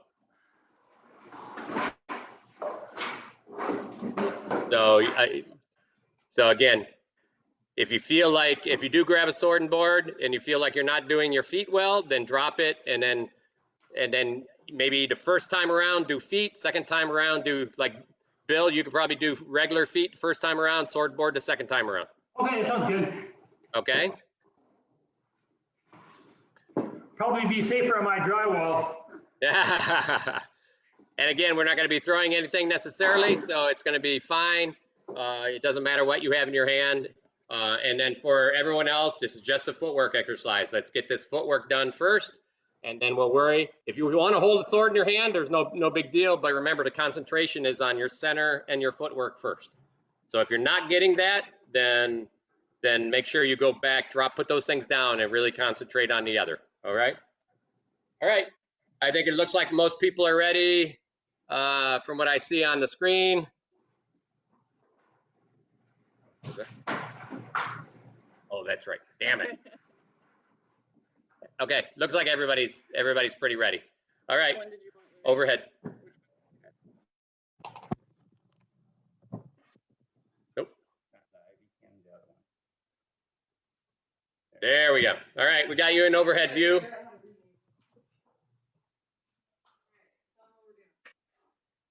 All right, so the first exercise is going to be the gathering step, right? It's going to be the drop and the gather, drop and gather. So all the way around the dummy. Try to. Quick question. Quick question. I can barely see I can't see side really. I can only see half of her. That's okay. See my feet. Yeah, you really mostly need to see your feet. And I'm going in a circle. You'll see me. Don't Yeah. worry. Okay. So We'll start with this one, then we'll switch to the overhead so you can see it. yeah. All right, so this is going to be essentially the gather step. Drop and then go. Drop and gather. There we go. You notice how she's keeping her back nice and straight. She's looking up towards the dummy's head. Try to keep your hands the same distance apart. And then you're going to go back around the other way. Make sure you're not landing with your feet together. Your feet should be about normal width for your stance. Don't get linear. It's real tempting. As your feet land, make sure you keep cheating your toes so they're perpendicular to your opponent. So when you do this drop foot, you notice I don't turn my hand. My foot isn't pointing away from your opponent. It should be pointing to your opponent. And then you bring it back. Bing. So if you're looking at my hips are still coming together. All right. So you gotta turn that, whatever foot is doing the drop step has to turn towards your opponent. Otherwise, you're gonna go away, your hips will be facing away your opponent. And you keep your hips a little lower and try to keep your body smooth in height so that you're not bouncing up and down. So when you go back, oh, there you go. When you go back the other way, is your front stance changed? Say it again. I said, when you go back the other way, backwards, is your front stance changed? Is your right foot forward instead of left? Okay. We can do that later. You can go back and you can repeat everything with the other stance if you want to practice that. But for us, we won't be doing that today. I'm staying in my normal stance for me. So again, once you start when you first do this, don't worry about pushing too far. Just drop step, bring your feet. Point that toe, bring your feet. Point that toe, bring your feet. Okay? As you get better and more comfortable with your drop step, you can push a little bit and get a farther slide. So here I go.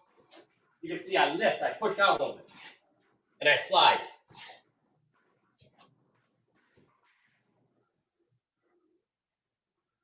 Okay? Later on, you're going to figure out what your how many steps you take in your rotation. In my case, I take about 6 steps around the bell with essentially our gather step. So here we're going to have Louis show you sword and shield.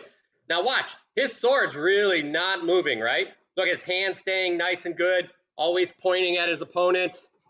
See how he's turning that back foot in? Now he'll go the other way. Look at the gap. The gap doesn't change. You don't want the gap to change between your sword and your shield. A lot of times when we move, we lead with one or the other. Our hands start moving. He's going to come towards, he's going to circle towards his back foot. Watch, you push, he'll turn his hand out a little bit. You see how he gets a little bit of gap there? We're trying to take that part away when we're doing sword and shield. So we're going to show it overhead with Louis. All right, here we go. Here you can see. So he's going to do it good the first time, and then we'll do it bad. Look how tight that is, right? See, that gap really doesn't change, right? Good. Now watch, he's going to do it like what you don't want to see. So in other words, he's going to do it where his hand, see how the gap changes? Look at that. See how everything swings? That's what we're trying to get away from. Don't do it that way. So keep it nice and tight. The one compliment I get almost all the time on this is that my defense never moves. So because my defense isn't moving and I'm moving, my opponent has a really rough time trying to figure out how to hit.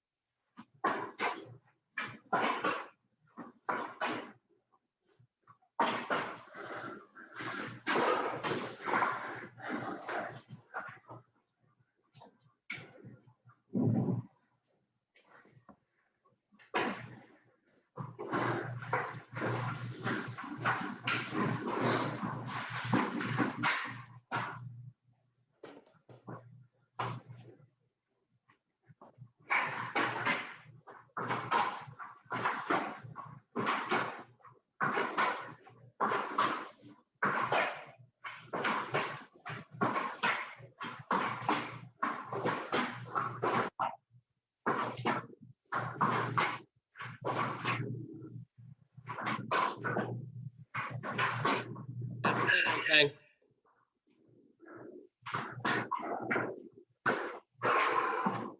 Big fist, you're looking good. Sivert, that's really good. You got a nice, solid, non-moving stance there. That looks great. I see you, Blue.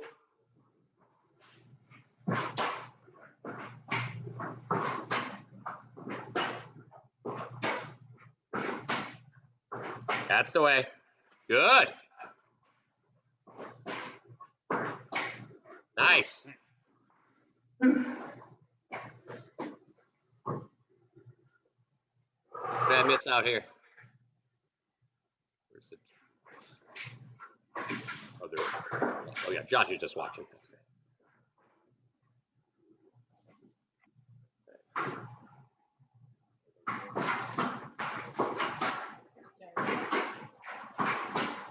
Calendar, you should be doing these, young man.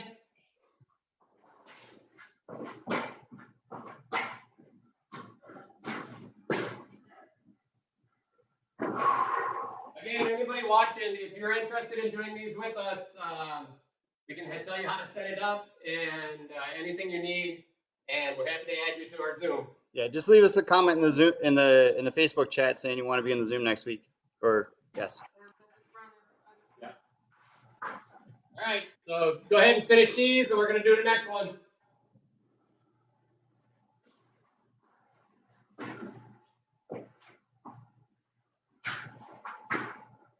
We're ready.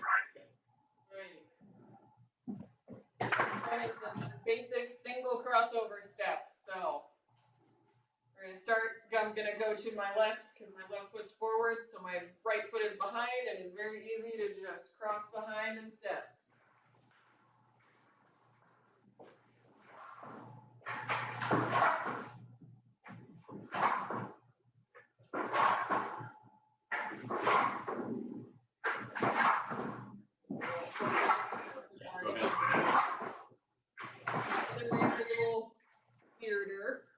The other way, we're going to actually cross in front because that left foot is already in front. So we're going to keep our stance, and you're just going to let it cross in front, pointing towards the opponent, and come back.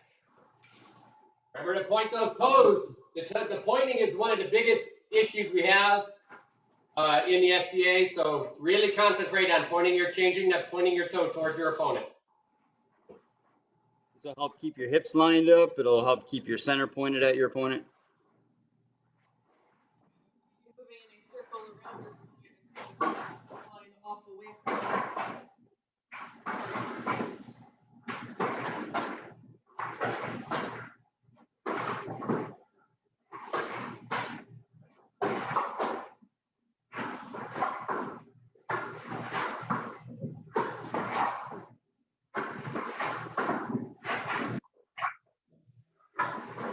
You're going to do it with the shield. So if you're doing it sword and shield, obviously you're making sure your feet are right and you're not moving those hands. And so the key with this swing foot is if you're have good center and you know your balance, you can swing that foot to make a longer distance. So in the first exercise, you may take 6 or 7 steps to get all with the drop or with the essentially the gather foot. You may take 6 or 7 steps around to get all the way around the Pel. With this one, you actually reduce the amount of steps, usually by 1. But as you get better, that swing step can actually get bigger. See how he's really pushing that step, isn't he? There you go. All right. So this is the reason why we practice not worrying about sword and shield and really want to get that center working really good, is because the more we understand our balance, the more we can actually trust that we use a lot of swing with that foot, with that cross step, that we can get more distance. Swing is like a hard pendulum.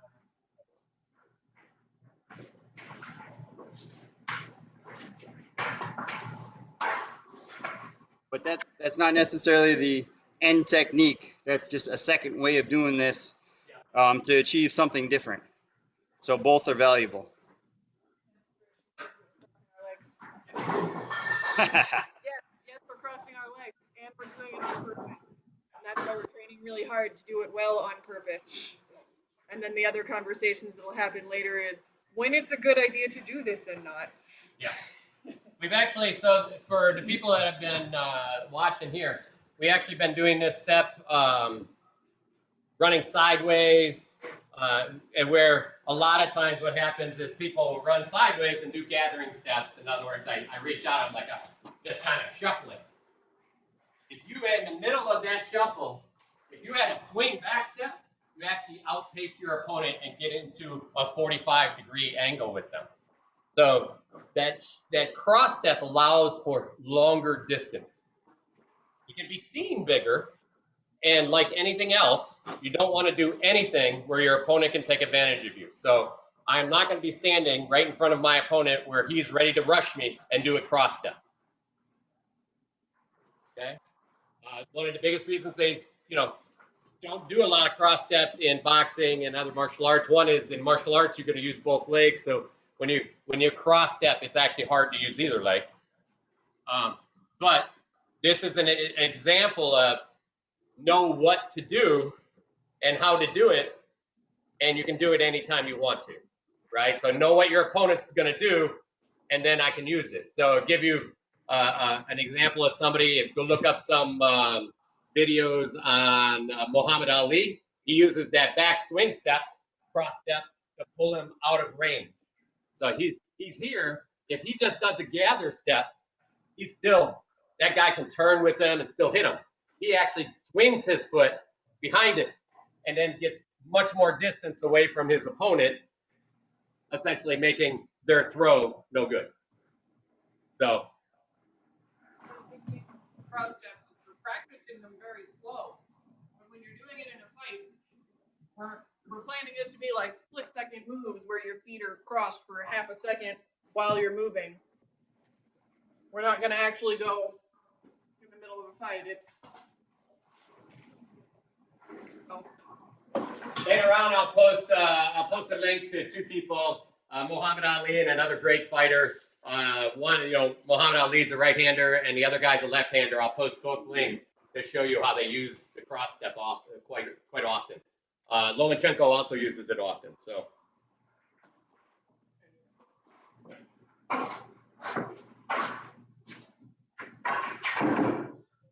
adding a step on the front is all we're doing. I'm going to go, I'm going to start to the left again because it's easier. I'm just going to step with my left foot, do that cross behind step, and back to stance. That step gives me that little bit extra range. Real important to point that small step at the start to point it toward your opponent. Keep it angled toward the center of your opponent. The other direction is where things get weird. It's like I'm stepping with my back foot. What we've been doing is we sort of step a little bit forward with that back foot and go ahead and cross behind, which is not what we were doing earlier. We were crossing in front. So that's why it's weird. The goal is to keep the shield foot on the circle line. Yeah, for those in boxing, if you want to know what this looks like, if you guys want to watch for a second, I'm going to use side. So that first step a lot of times is literally right on the side of the outside of the boxer's foot. So this makes it difficult for them to turn their foot, and then I swing behind them. See how that's a little difficult to turn their foot because my foot is right there. That's totally like that basketball step. It's just like the basketball step, right? Where they do a drop step to on the post. Right. So that's the same kind of method that we're using here. Be careful. When I first started doing this, I took a really long outside step, and it makes it harder. So the step here is the outside step here is good. These are easy. We can just do those. And again, you'll notice I can add a lot of swing, but if I go too far, I can't add as much swing, right? And there's no more drop into it. I can't really get the swing. So be careful on making too big of a step on your first step. Okay? Same thing goes for the other foot. Keep it small enough that you can keep the toes pointed right. To give you a feel again, so from your gather step, again, it may take, let's say, seven steps to get around a pel. Usually the swing step, or excuse me, the crossover step takes 6. This one, because you're really doing a gather and a crossover, takes 5. Can I see that again with your back foot first? To the left. So step, point changing to making sure my toe is still pointing. You said back foot first. Oh, back. Oh, you're Oh, right yeah, foot first. I want to see that one. Yeah, no problem. I step. If you have a circle, I usually, I try to keep my toes on the edge of the circle, on the outside edge. With the step, Louis pointed this one out earlier, he said put this foot like almost middle on the line. That frees this foot up to get around a little faster. The goal is to have your shield foot land on the line when you're done. And then your What's the measurement for that line? It was about 6 foot in diameter. Right. 6 foot, okay. Yeah, Louis laid his sword down, did a diameter around the center. Okay, great. So if you don't do this, this is what kind of happens. Watch where my feet land. Toe is on the line. Toe is on the line. Now I'm 4 inches away. If I go over, bang, my toe is pretty much on the line still. So here we are, over, bang, toes on the line. Right. And if you bend that right knee, bend that right knee a little bit on that first step, it'll make it easier to get the left foot behind and keep your hips straight forward. This one's hard not to lean in a little, so really try to turn that pelvis under you when you're doing this one.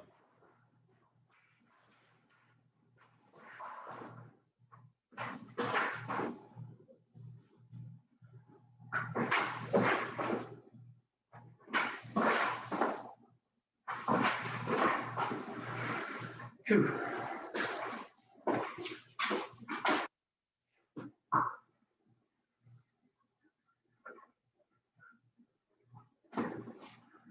John and Bess, just so you guys know, we're totally open. If you guys have room to do this at home, we're doing it in the garage. A lot of people doing it in their basement. We have a Zoom. We'd love to, if you guys want to be part and do some stuff, you can ping me or throw it in the comments and I'll add you to that Zoom every week.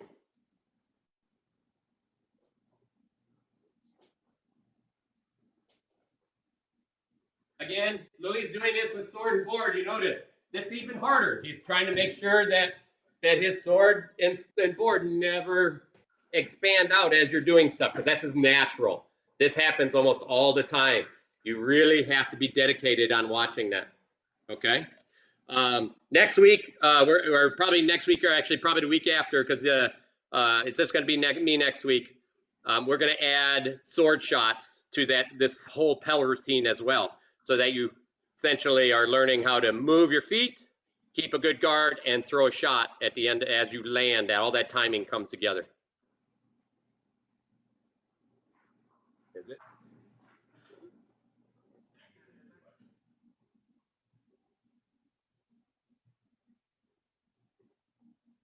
All right, how's everybody do on that one? Everybody give me a thumbs up if you're good. All right, let's go. Next one.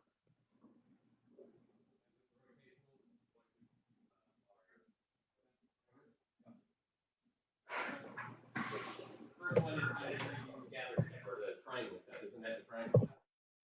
No. Just straight gather. Yeah, straight gather. All right, so now we're going to do a whole bunch of varieties of jumping back and forth in the corners, and we might want to do an overhead view for this one. Okay. Bob is straight up blocking me from the camera. Right.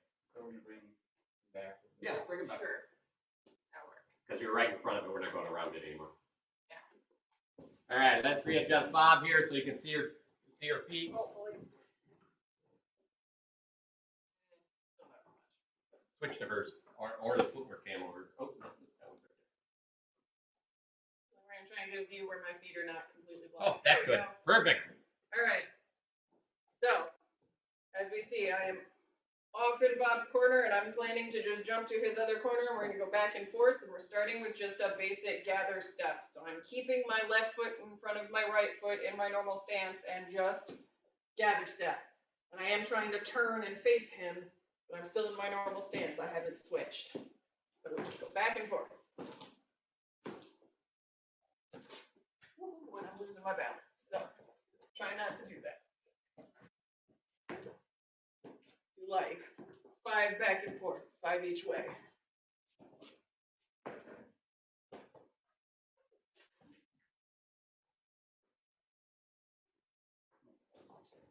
Then take a break. Try it again with your sword and shield, hold them together. Yeah. So again, yeah, for everyone, you can do this without sword and shield, then sword and shield. right? Later we'll add throwing on each of these as well. So just like, so you're just doing the drop. I'm sorry. I'm Just straight gather step. So stay in your normal stance the whole time, and just back and forth.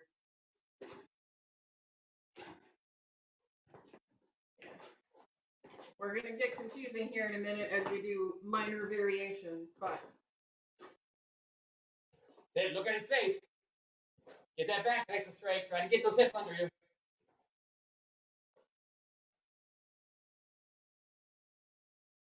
Okay? And again, this is about adding a little bit of speed as you get comfortable with it. Oh, awesome. yay, Bob. Oh, yeah, mine. I love it, mine. It's like, you got the tape exact. Yeah.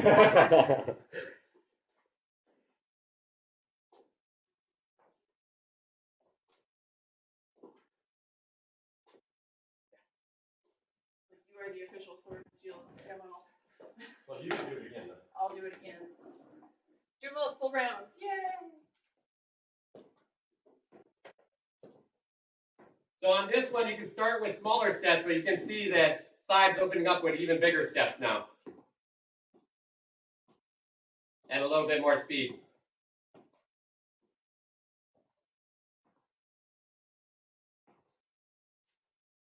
Also, kind of depends on the range. Float inward.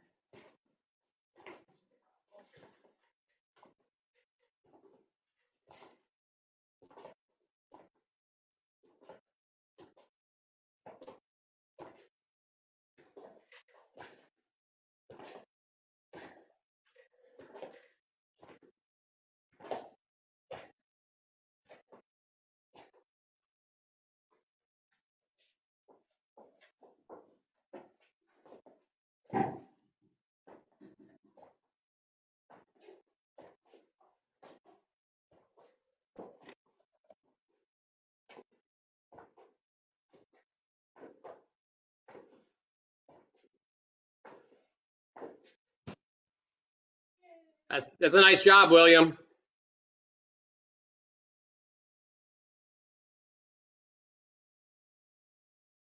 Casey, when you're done, I want you to tell me how your knees feel. Okay. Good job, Blue. Way to keep your head and eyes up. Sigrid, really nice job. You're doing a great job holding that shield and sword in the perfect place.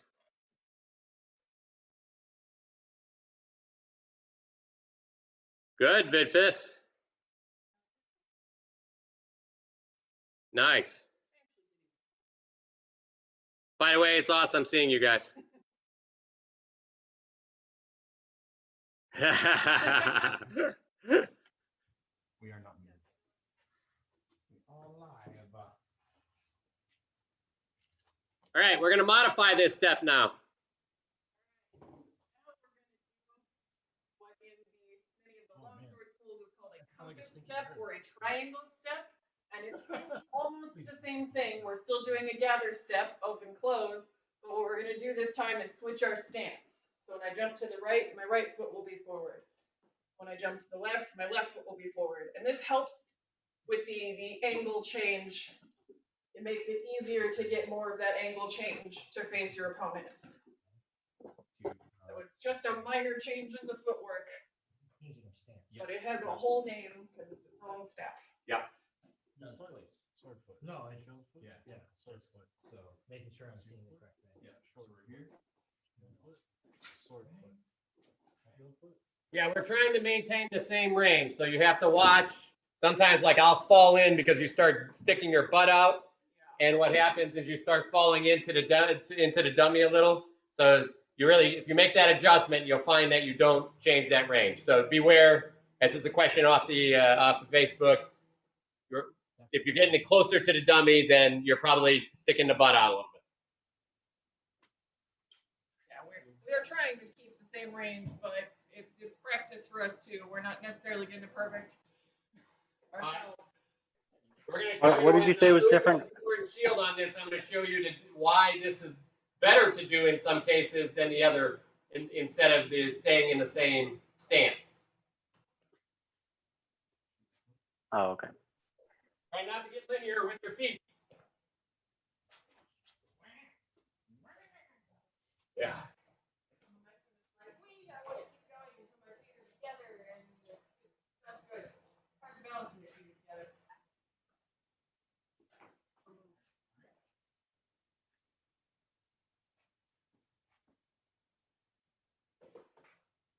All right, so hold on, Louis. For everybody really quick, this is the reason to do this step instead of just staying in your stance. Depending on how close you are to somebody will usually dictate this a little bit. If you're farther away from somebody, then stepping with and leading with that lead foot leaves it out there. But when you're closer to somebody, your lead foot is actually the change up, and changing the lead foot is covered by your opponent's shield. So you can do this. The other piece is, and here's exactly, yeah, it's going to go ahead in the overhead view, and I'll show you how it works. I'm going to throw it in the overhead and show you the difference between the two. All right, so Louis first is going to do the gathering step, go back into normal stance, and then stop at the end. Now throw a hook wrap. Sorry. There we go. There we go. And throw a hook wrap. Now, Jordan, nice and slow, and keep it on the pole. Okay, so you can see his tip is basically just barely to the back of the pel here. And you can see how much sword, and in this view, you can see how much sword you have available, right? No, he just the way he's set up. All right, so now Louis is going to do it with the step that we're practicing, and and he's going to stop, and he's going to watch how much sword he has left. Look how much deeper he is. So the idea is you can get a much deeper stance because you're now 20 foot forward, and that roll is coming all the way around. So he has this. Here he is. Foot comes over here. I'm around this guy. Compared to here I am, right? And then I just go back into here I am. I can't get nearly as far around. So that's why changing feet on this actually gives you a deeper wrap. Okay? And later when we start using the sword more, you'll actually do these. But for now, just basically the triangle step here, and like Saib showed you, let's go ahead and get some of those in. If you've done one round, do a second round. If you've done one round without a shield and you feel comfortable, do one with a shield.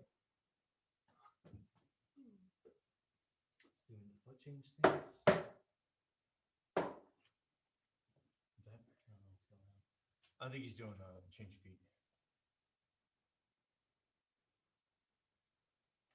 There you go. So go ahead and do that step then. Yeah, that's what I was talking about. Right. So just with the shuffle step or with the wrap, I'm just getting about the front 2 inches of my sword, and then switching feet with the compass step or the triangle step. So I'm probably about 6 or 8 inches into my sword. That's because now your shoulder is closer to your opponent. Instead of being here. So the difference from here or here. All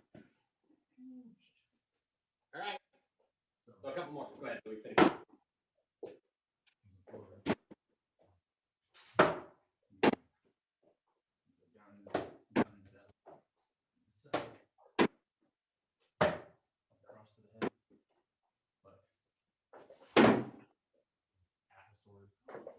And just a reminder, so everybody knows, Louis has been doing this for months. He's very comfortable with being able to do this. So that's why he's throwing, later on, this is what we're going to get to, throwing blows and returning back to that perfect position.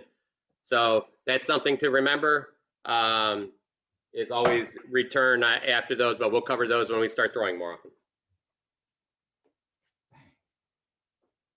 Okay, it's looking pretty good. Everybody. Go next one. Down in. Turn your knuckles up. There you go. And then on that side, yep, perfect. And now I want you to throw an outside cut on this side. Remember, the lower side. Yep. So finish step across. There you go. Oh, it's so weird. The sword step. There we go. All right. Start him young. Yes, Nessa, when Fang attacked. See what I mean? Yes. Feels better. Dan, go for it. Okay. All right. So the next one. I was going to do a TikTok because it's this variant on the same thing. So, if everybody remembers earlier on the ladder, we did these TikTok steps where we shuffled and turned inwards. We're going to do that now around it is the same starting and ending position as the triangle step we just did, but this time instead of opening and coming together in a gather step, we're doing the shuffle. So we're going to close our feet first and then throw this one out.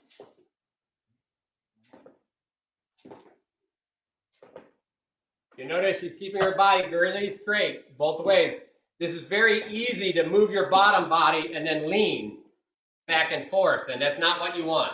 So you see how she's just leaning now each time? Her body's staying in front of her opponent, and she's just sticking her feet out there. I'm not actually gaining much. Right. I'm staying in the same place. So you don't want to lean into this. You want your whole body to move and be straight.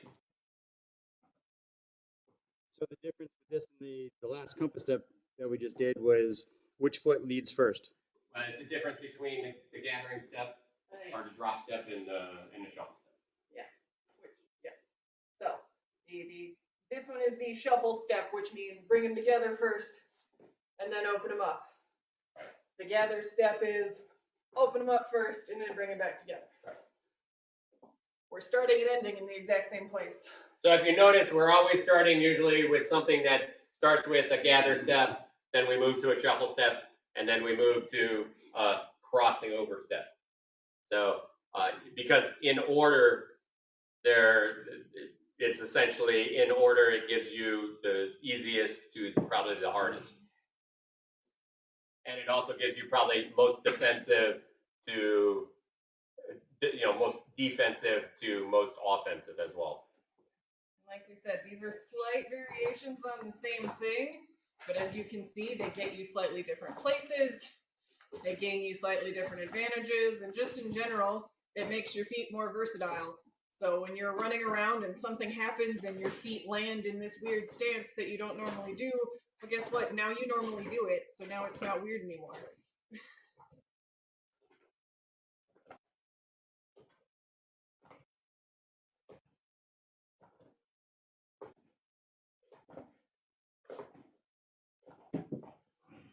Get my back foot better. Need more of a turn. It's a little weird, but it's okay. Well, what's happening is, for me, You should do this with the, I tend to do this, and instead of yeah, switching stance. getting that turn. Yeah.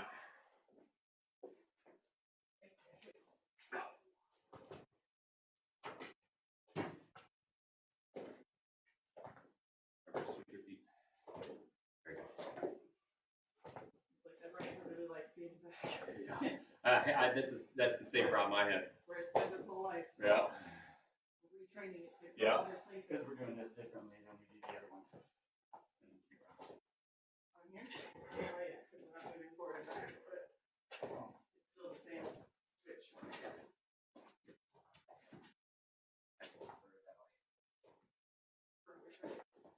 Right across a bit.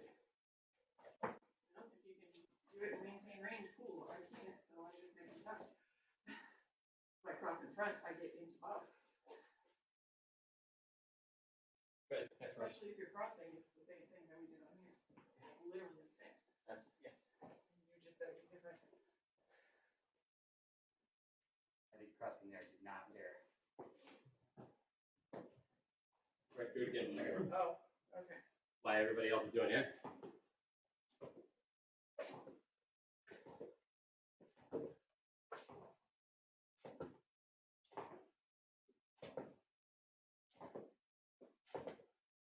This one's a bit harder. So it's really kind of, it's that same one we did on the ladder. Think about it that way. So that the foot slides together and the other foot comes out. So do it really slow, son. Bring your feet together. Here we are.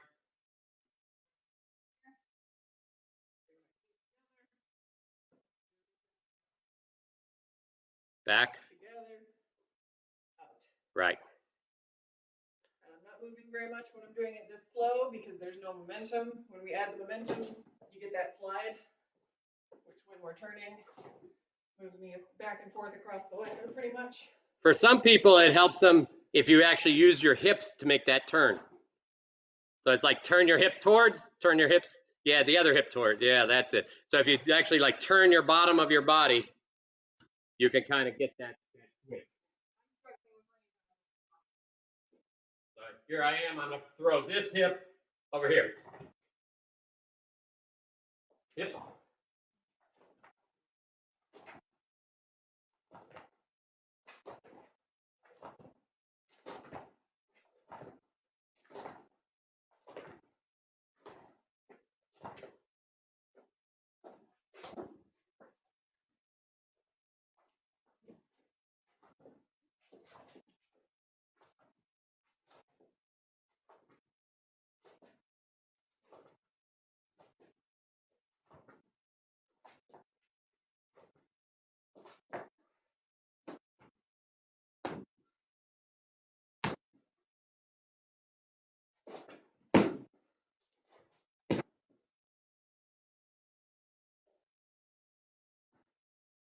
All right, how's everybody doing? Yeah, you look good there. See if... All right, good. All right, so we're gonna move to the next one. Nessa, how you guys doing? Okay.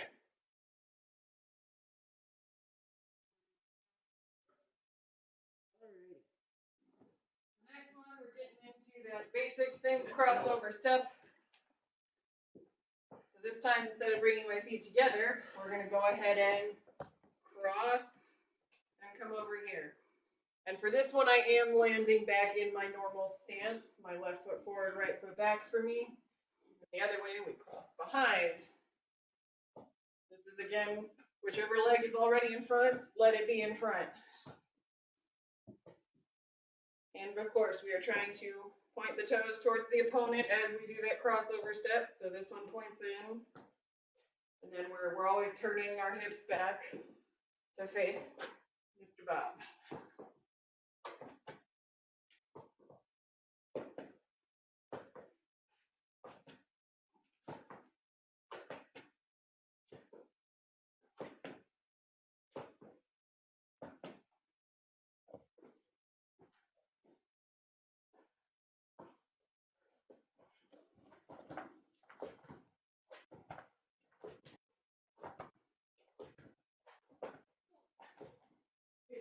Yeah, it's going pretty good. Oh, now I gotta go check it out. Been all sad this past week because like Texas was snowing. I saw that. Everyone but us was snowing.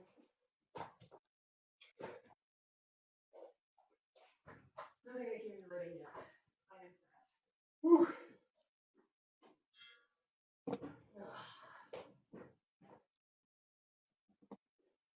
Oh, it's almost like this is cardio or something.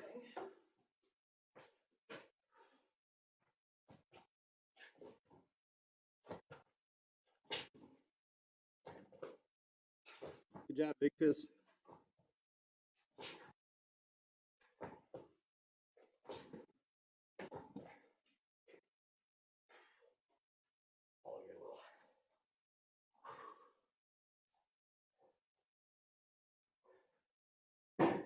Yeah, it's like cardio. Crazy. Your turn, Louis. Hopefully everybody's working up a little sweat.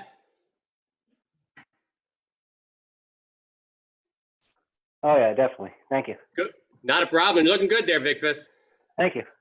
A little sweat? Jeez. Right. Nice, Blue.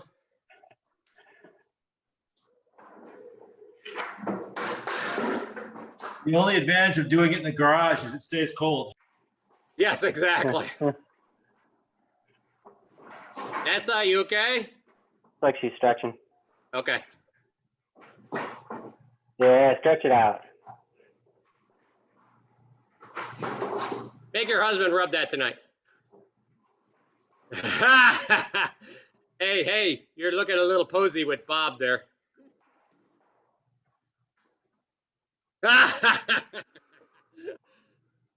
And Wink Fang's right in the same room.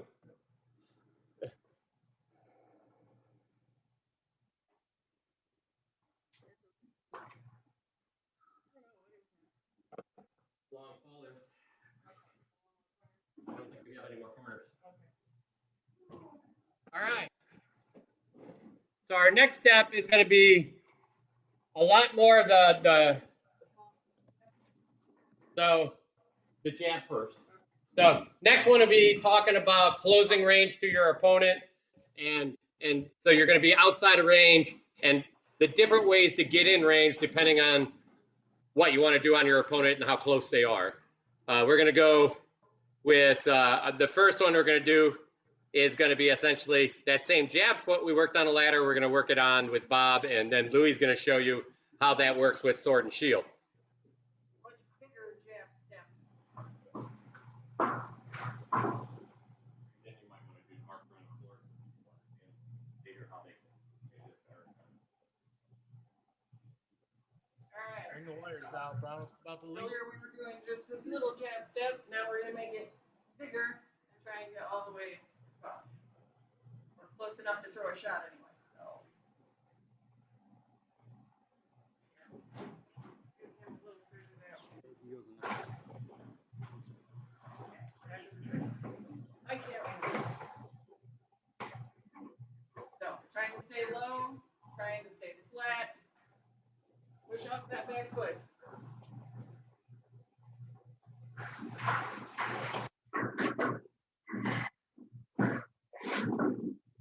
And at some point we want to add in the jumping and then go ahead and back out of range.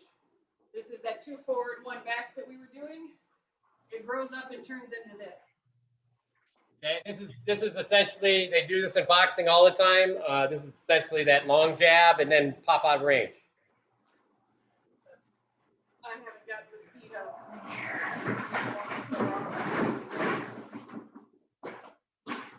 This is another one that actually, you don't see it in the SCA, but we actually did it with a little sparring between me and Louis, and it's very effective move.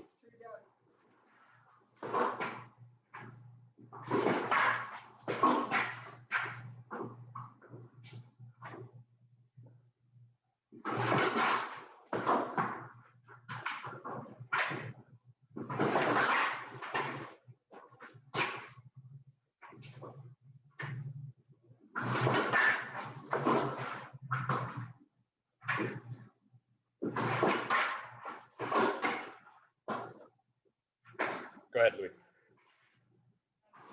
Oh, okay. No problem, I'll do it.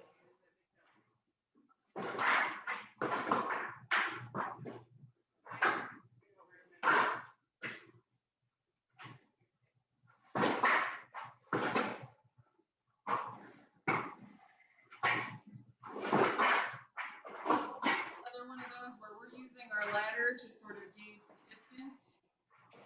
We have a real ladder where you can drag your feet over, go next to it, or draw marks on the floor.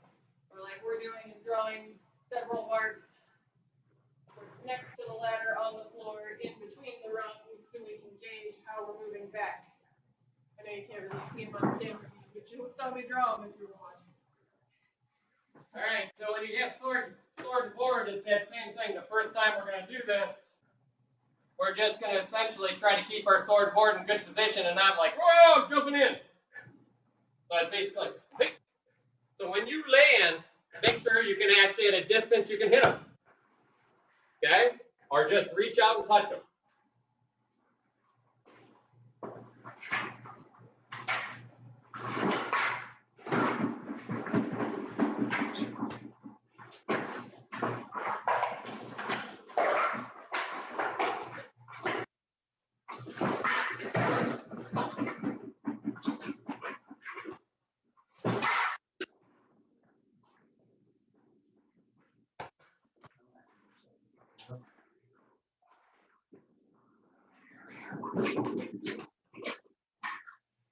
Fell off one.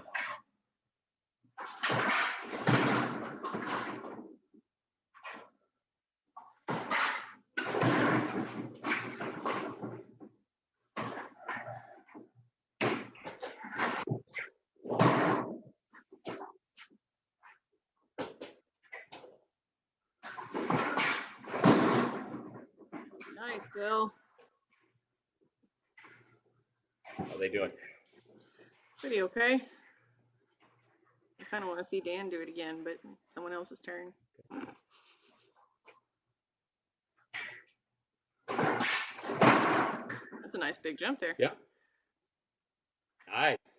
We're talking to you, Blue. Yeah. Good.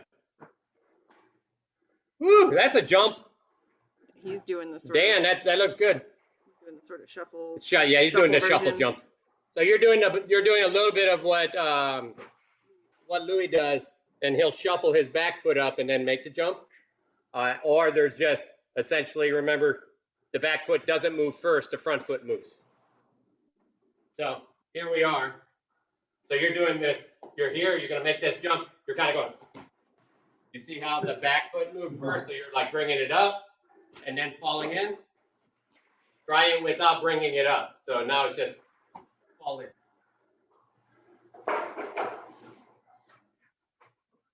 Yeah. So, but well, and it's fine. Louis does it because he has a calf issue, and it takes some of that stress off the calf. And really, you can do it if there's nothing wrong with doing it. It's just that first step is an early tell to your opponent.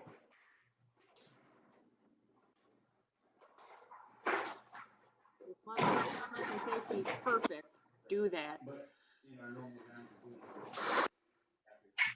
No, we don't do those. No. No. We do the fall. We do the big step. That's not a shuffle. That's not. No, this is fall cross.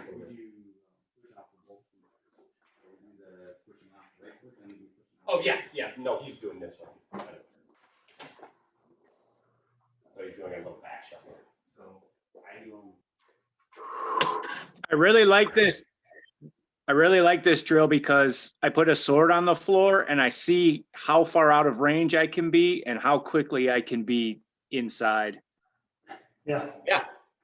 Exactly. It's awesome. All right, so we're gonna go ahead. You guys go ahead and finish what you're doing, but we're gonna go on to the next one. No, we fall off either side. No. Go ahead. I should decide in advance which way or it will be. All right, so.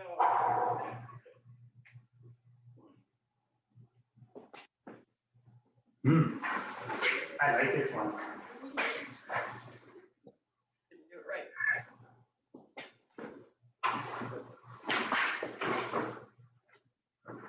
What we're adding here is, instead of going straight back, we're jumping off to a corner to get around our opponent one way or another.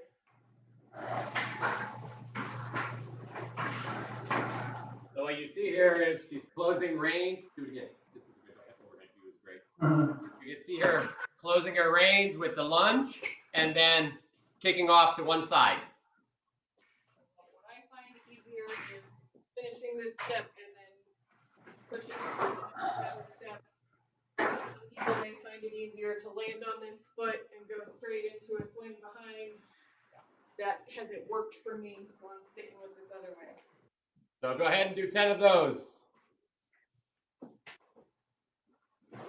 And falling off to your left side or your shield side.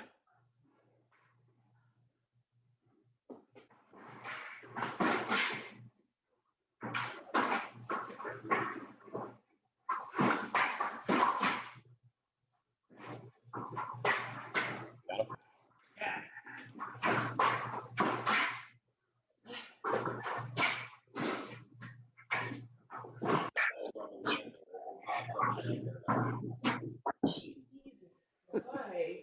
And Beth was just talking. She's like, $800. What can I do? It's like, normal pal. Well, you look at our dear friend Blue, who's using like Yeah. a stool as a pelt. It's working pretty well.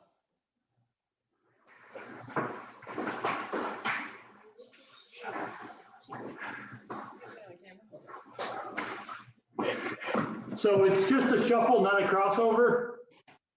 do a crossover. She does. So there's two ways to do this. One is with a crossover, and one's with a drop. So you can just land and shuffle, or excuse me, not shuffle. Land and do a gathering step, or you can land and then drop your hip out and do a back step. Up to you, whichever one feels more comfortable. Yeah. If you really want to work yourself, work them both. Which is probably what I should be doing.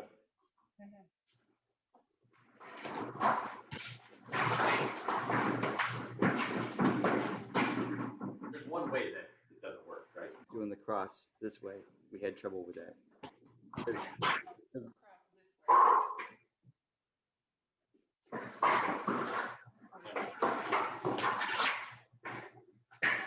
No, the other way.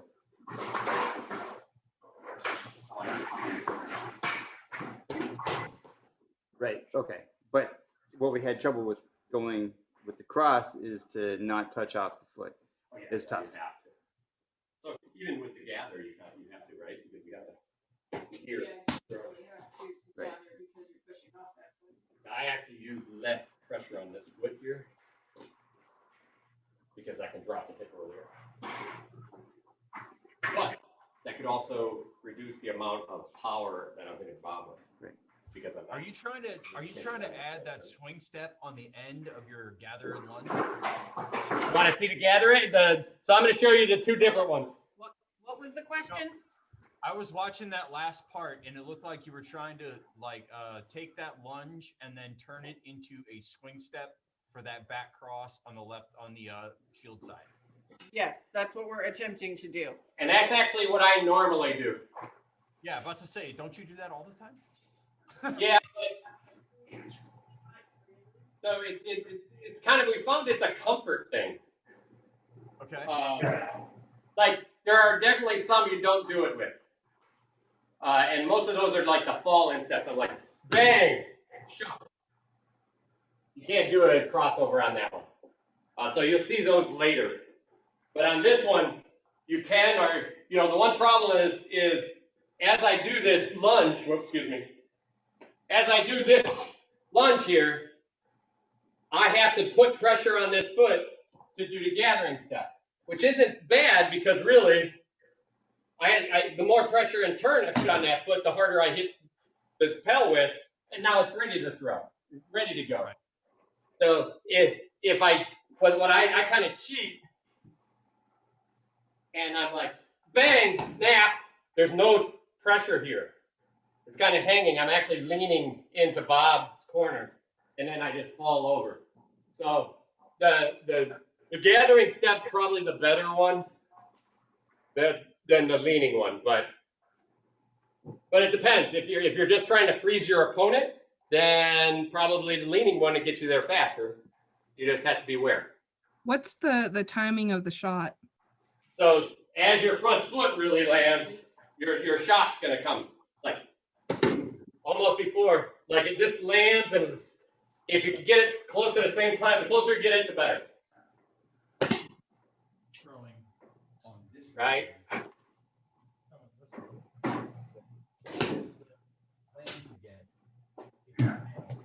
He kind of reminds me of a pitcher getting ready to throw. Yeah.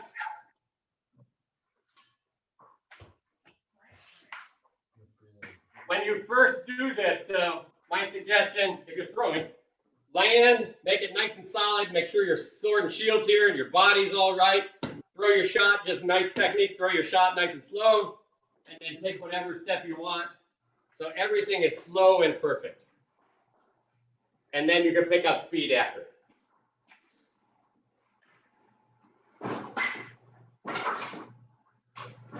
All right, got another minute of doing these, and then we're going to fall off the other way.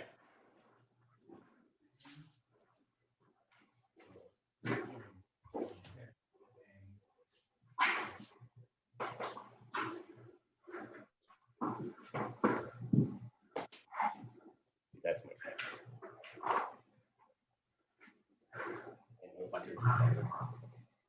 Probably. Absolutely not your crossover. I want to hit you, Bob, so bad. Crossover.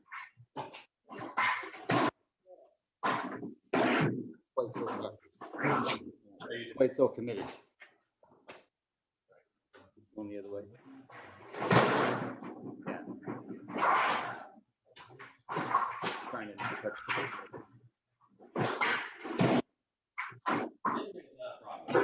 This way it feels much better. Bang. No, wrong punishment. Yeah. It's not too bad. We get some gorilla tape. Now we'll see how it feels to you though.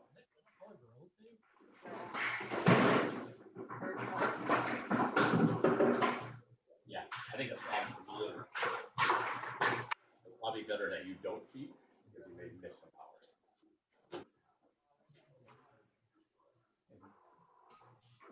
Careful of that.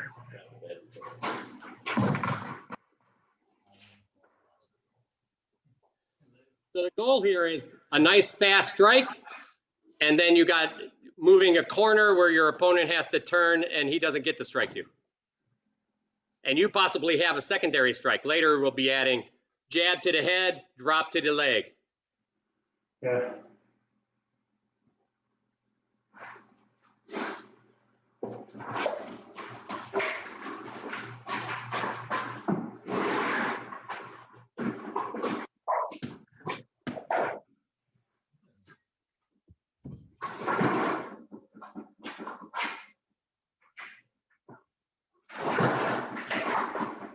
Nice, William. That looks good.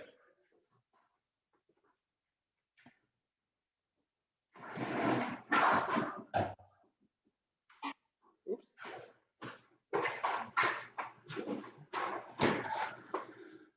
Okay, you know how you're getting that crossover, Louis? Yes.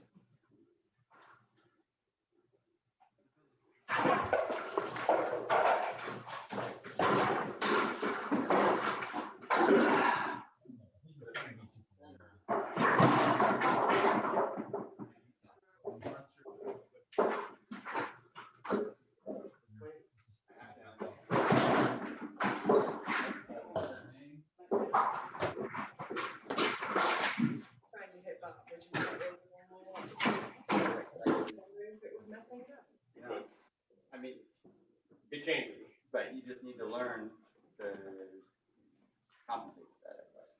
Okay. Take a friendly step, jab, body. But that's something I just learned now about the. Wow. And see, for me, I do that same thing. You ever used this before? Yeah. Oh, this one I naturally do it on. So I'm like, bang here, right? And then all I do is fall into this corner and get the step. So I can still bang. Go again. Yeah, you went. Right. And the other way I can do it, but all of it depends on. Although this way I don't feel so good. Yes. Yeah. Yeah. Exactly. Now what if you cheated your left foot across a little bit? Yeah, you can totally here. So I can be like. But this one I do normally that way anyway. So here, throw, and I'm just leaning into this hip and fall that way anyway. So I don't tend to cross too much. But I am turning my body a little angle early, where I think when you come across here, you probably have a better center line. Where I may be losing the center line because I'm moving my hip. All right, we should go the other direction. Other direction.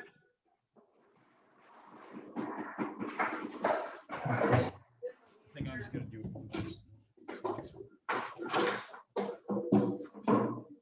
Do it top down.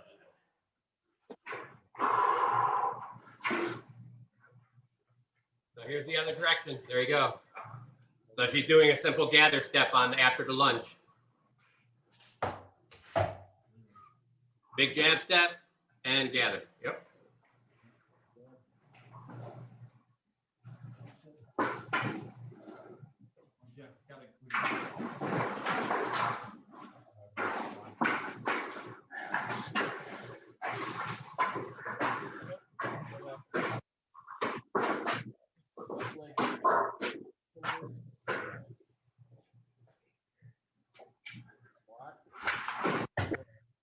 Step with your right leg outside your gather and throw.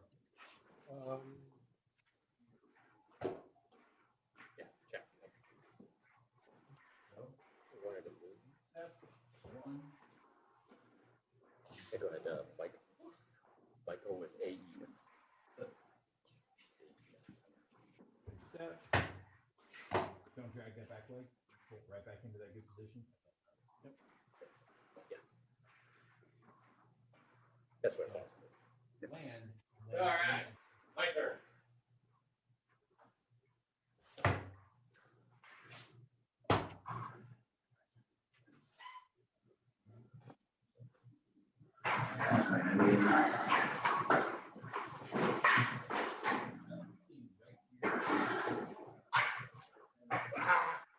The only shot they really have.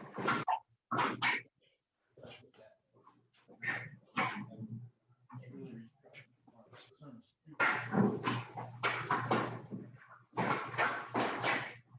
I'll get here. And then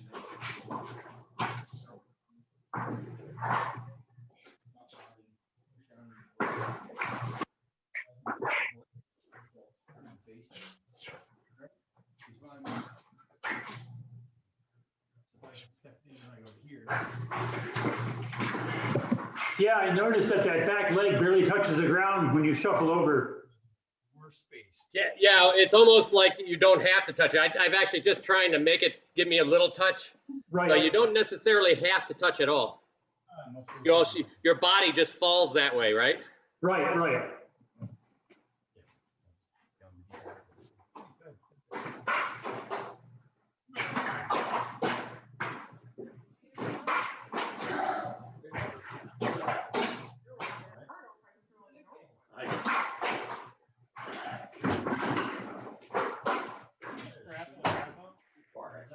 I'm gonna try the shield. Be careful.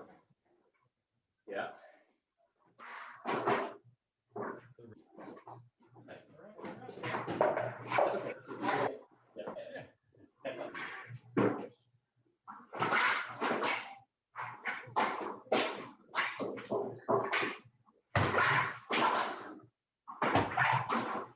All right, everybody finish these up and give us a thumbs up.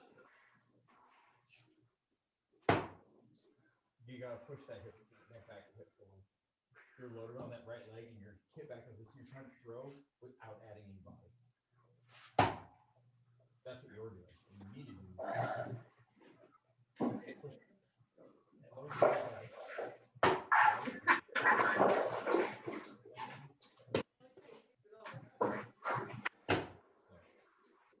Don't jink back.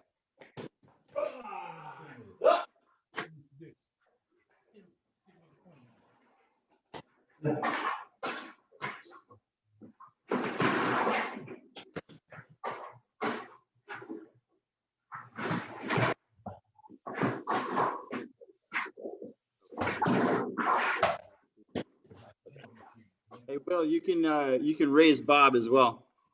He's looking a little shorter than you. Thank you.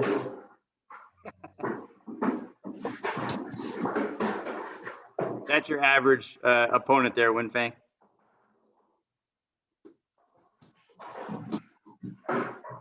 Say that again. It sucks. They're all short. Where's the misplaced Bob? Lift them up and then turn them sideways, Will. And either left or right will be the locking position. Positions on both sides. One, there you go. That's probably a normal height for you right there. Yeah, there you go. So, Bill, make sure when you're looking at the bob, because of your height, you do not want to look him in the eye, because what's going to happen is you're going to tilt your head down to look him in the eye. When you tilt your head down, naturally your shoulders will go down too. Okay.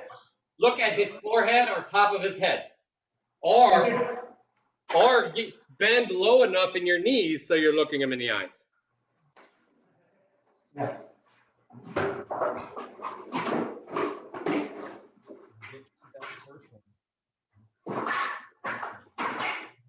Don't just.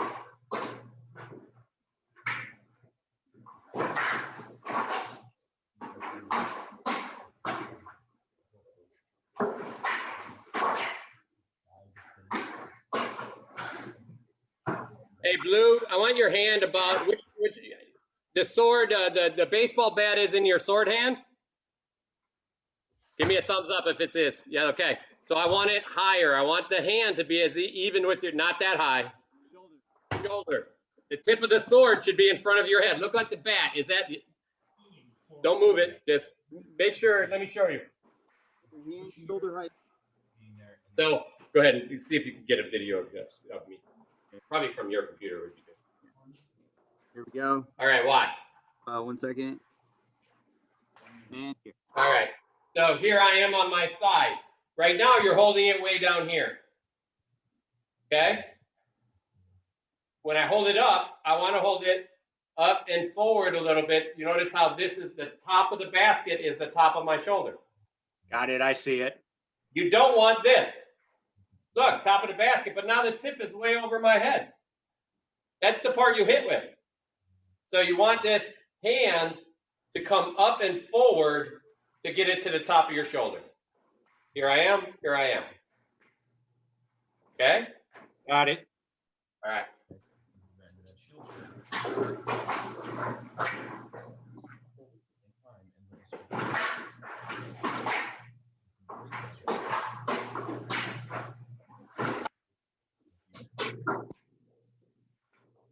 That's better. Let's go ahead. Sivrid, let me see what your sword work or where your sword and shield are.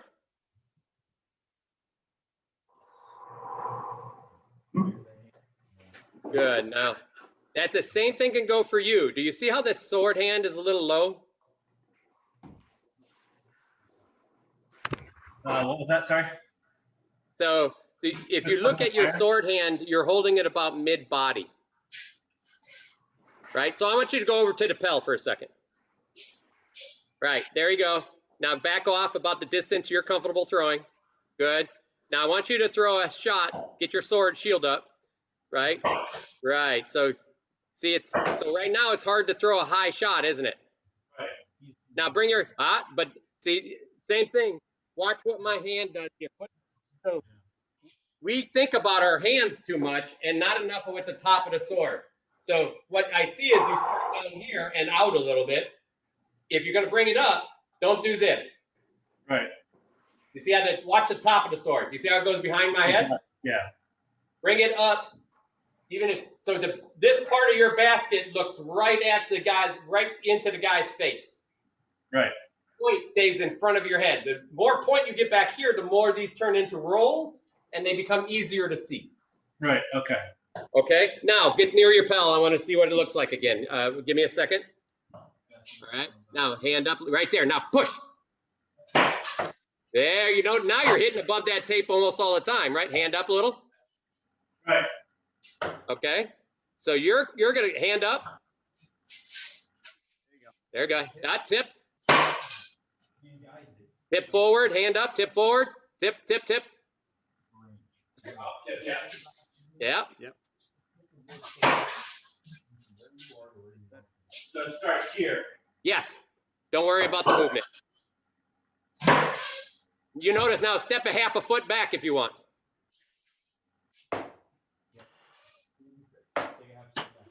4 inches above that black tape. There. Good. Hand up. There. Good. Good. That's the way. Now, do me a favor. I want you to hold it back where it was before. Now, throw.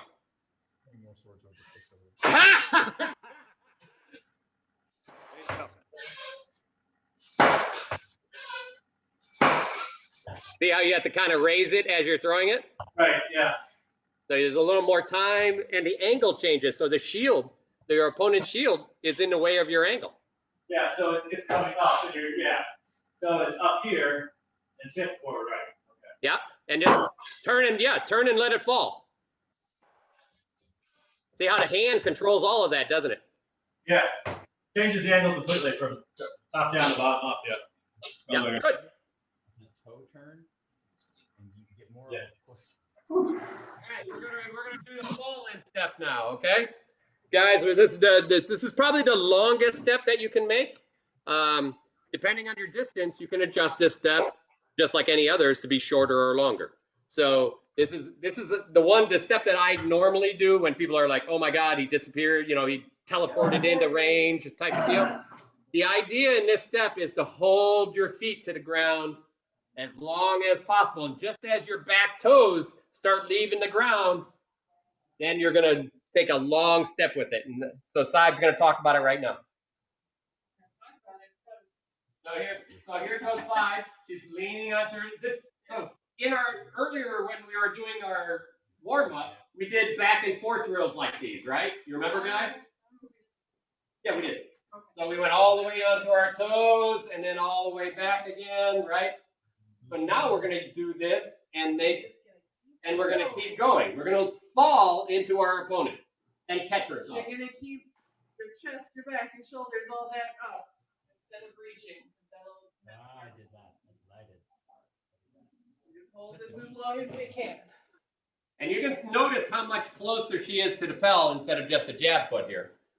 So this is where those so she a lot of times what happens is you end up having to move back farther away.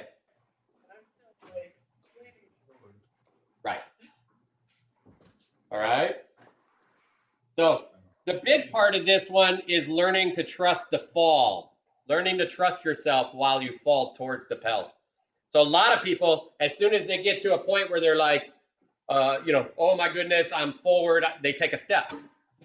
But the longer you fall, the longer the step can be. So the longer you hold yourself and get that angle over your front foot. See, watch this knee here. Look how far it's almost going down towards the ground. And then all of this weight shifts onto these toes. And this is where that balance exercise, the longer you can get, the longer I can hold it, then I just fall right into it. So you can do this really slow the first time. Keeping this all up helps with the not falling. So here we are. And there we go. Good. It's really hard to do it slow once you're falling. No. Gravity moves it as Yeah, fast as there we go. Bang, bang. Louis shooting another angle for us. Hey, there we go. All right, here's Louis. Here's Louis just set up the feet. Watch that knee. It's almost going towards the ground. And then she falls. As she's falling, we're executing. And that becomes the long fall-ins.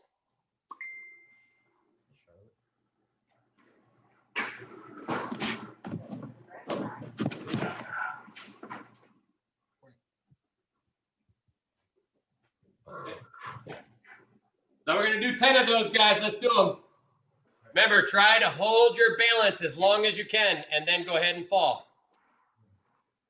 Make sure that body's nice and straight.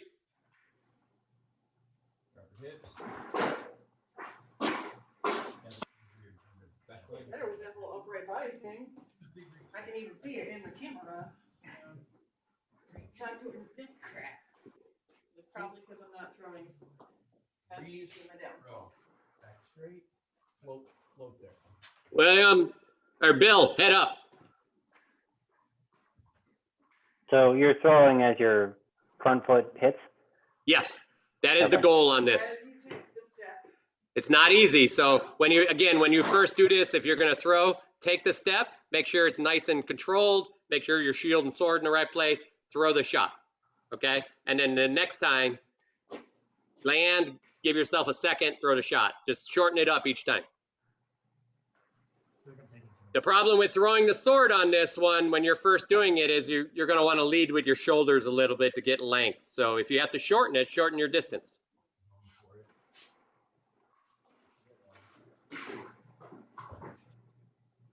Nice, Fox. Good, Blue.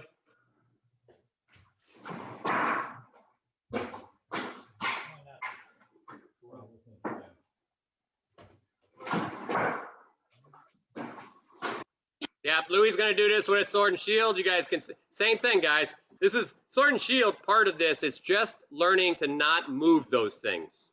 So now you're taking balance not only from the bottom part of your body, but from the top part of your body as well. So Let me see about giving a different angle with him. So I'm gonna fall forward. Ooh, I don't know how to change angles. I don't know. Pick one that would get that. This one. This one work? I don't see your sword and shield. He's finishing forward. There you go. No, that's the upper overhead. Although that's it. Just take. We're gonna do. There you go. That All right. So We have again, lots of cameras. yep. So here's the long fall in. You can see that he's not moving anything. There you go. And you can see how he throws, just almost, timing it with his step. But the big part here is watch how he's nice and still all the time. He's not popping up. His head's not moving. That stillness makes it very difficult for your opponent to see the change of range that you're actually making. There we go. Good. Straight at you are surprisingly hard to see. Hence the teleportation. Pull forward. Step. Catch ourselves. And if you lean back on your back foot and feel what that height is, try to stay at that same height while you slide forward, and that seems to work out really well. If anything, imagining getting ever so slightly lower as you go forward. Slightly, like just a little, but keeping down and shoulders up is the trick. Body down, shoulders up. Words. Yeah, smoother, but good.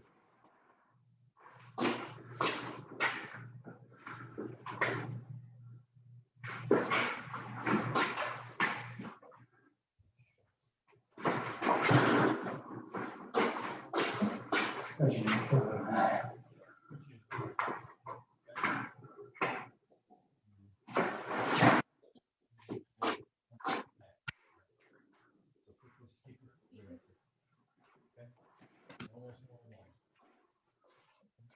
Now, when you push forward, you should have more travel. And push off real hard with those front toes. Remember, finish your step. It's not a second lunge.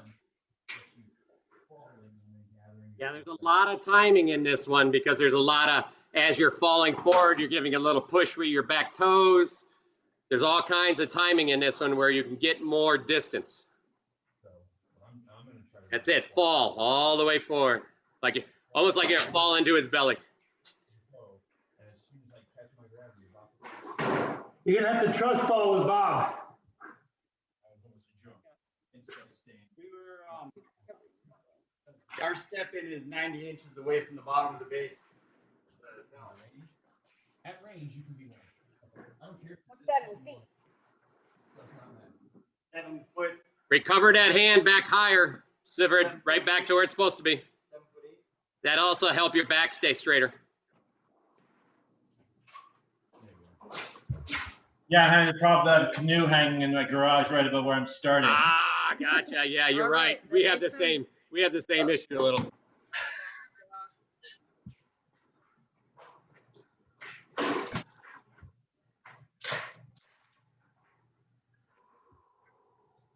Okay, we're watching you, Big Fist. All right, so you're taking a little hop in there. Trust yourself. You trust your knee yet? So make it smaller if you can't. Fall. There you go. Good.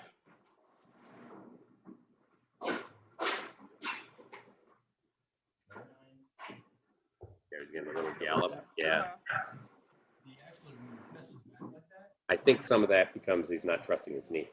Hey! He's taking a shorter first step. Do you hold longer on your left foot, or is that hard? I'll try to hold it a little longer. It feels a little weak, but it's Okay, so just build it up. Yeah, don't push it too hard. Health and safety.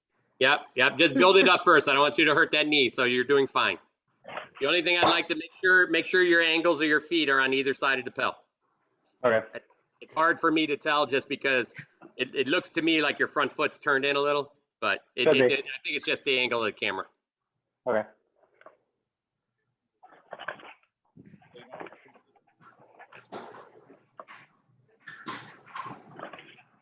There you go. Good. That feels a little better. All right, perfect. Good to hear. All right, Blue, we're watching you. Don't choke. Hey, why is that hand way out to your side? Isn't that supposed to be in front of you? Both of them? Yes, thank you. Nice. Now, I really want you to, right now, it looks like you're leaning forward on that front foot. I want you to, I want you to even that, bring your shoulders back. Tuck that hip under you. There we go, good. Yeah. You know, Do we need to give the hip tuck talk again? yeah, we're gonna just, so anybody, everyone, we're gonna show a little bit of, we're gonna talk a little bit about the hips and making sure that the shoulders and your back are straight and how the hip works. And the hip is the primary engagement here, and you can see this with Saib right now. All right, so here's Saib, okay?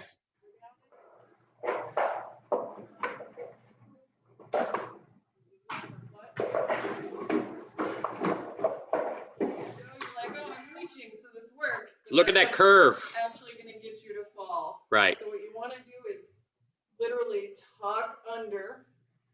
Like if you're wearing a belt, you want it horizontal with the ground, not tilted at an angle. That's your indicator there. And you want to keep that as you're going forward. Yep. See how the belt is always kind of horizontal to the ground?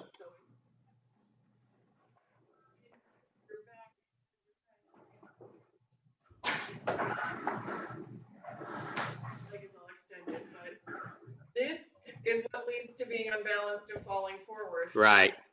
Yeah, keep this up here. Keep those hips under you. Keep that butt under you. When you want to practice just this slide right here, really what you're focusing on is keeping this flat the whole way. And it's not just how far forward can I push it, but it's how far forward can I push and stay flat. All right. And then that's going to let you get this way forward. And then step. I land, and I'm still upright and I'm facing Bob. Whereas if I let it tilt, I end up here. Exactly. If you end up with your butt kind of hanging way up. Only exaggerating a little. Right. That's why. It's because your hip didn't start in the right place. But again, I think the key that Saib brings here is keep that belt horizontal to the ground. Don't let the belt buckle and essentially face angle towards the ground.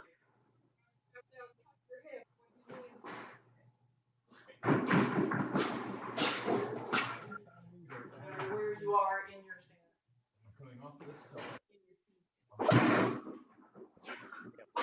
And that will help a lot with your throwing angles and your power. So, you know, that's one of those pieces. Is if I'm like this, my throwing angle all goes down to the ground if my butt is hanging out, and what we have is essentially this. Axis of rotation. Because even if I try to curve high, I'm still mostly, my bottom of my chest is still mostly pushing down. So, and it actually hurts my back. Where I just tilt it underneath me, like Saib was doing, flatten horizontal, get that horizontal belt. Now I can really turn, right? In here, but turn. You notice how my hand drops. Turn, right? Because that butt is all out. Under, turn. Now I can lean back even a little bit and turn and throw a higher head shot. So here we are. I lean back a little and I turn. I just kick this under me, and you can practice this. Go to the belt. Here we are. Let me get my sword. Okay. Here I am. Do this one again. I think I'm gonna turn it a little bit.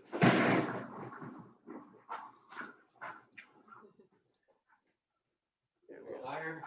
Let's do this one on the bell. There we go. Yeah. Nope. Too low. Louis gonna adjust so you can see. Here I am. Good. So here I am. You can literally see my butt pushes out a little bit, and I stretch. And this is about as high as I can get, especially with my shoulder. But now watch, I'm gonna push it back under me. Now look how high I can get. And in fact, when you're fighting somebody a little taller, you can actually kick it under you a little bit more, change your angle to this basket angle change. Remember, my basket angle here, my basket is straight line. If I were to throw a punch, bang, right there in his face. It's pointing right at him. So if he's a taller guy, I can. This is what Roundballer does: is he tilts a little bit farther back, so his angle of his sword, his basket, again, is higher to his opponent, and then he can throw nice and high. But for us, just point that basket, nice straight back, not this, not this. Bang. Nice neutral hit. Okay. Body forward. I'm leaning on things. Okay, so that hip becomes super important, guys. So try to keep that hip in mind as we continue these exercises. We will continue to talk about it so that you guys remember, but keep that hip tucked under here. A really good way to feel this is That hip tuck also helps a lot for your balance in general. All right. No, you're going to do the fall-offs. Oh, yeah. Now we're going to do the same fall-offs we did before with this long lunging step. straight line. Straight line. Straight line. You're not going to reach up as much. Yeah. You get more power in it. So even for That long fall in and then a jump up. We'll get you a different angle. There you go. Louis fixing us. I'm struggling a little bit, but it's fine. take a turn like, and especially looking down.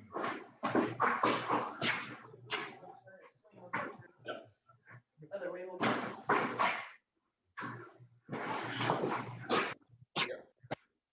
And again, we're falling off to the sides here, guys, because we don't want to stand in front of our opponent too long.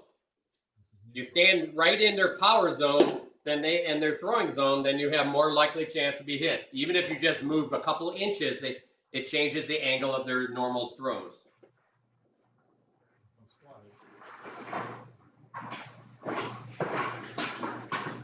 Ah.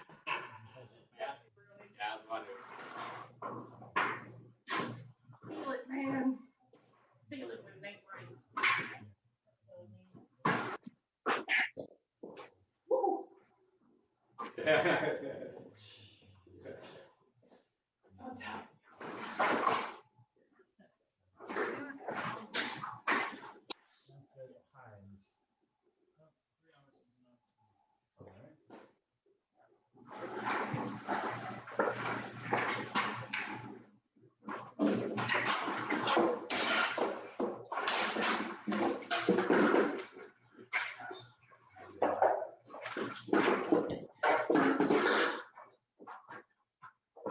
Because he's stepping out, watch him finish. It's really difficult to call because you blind on the first one.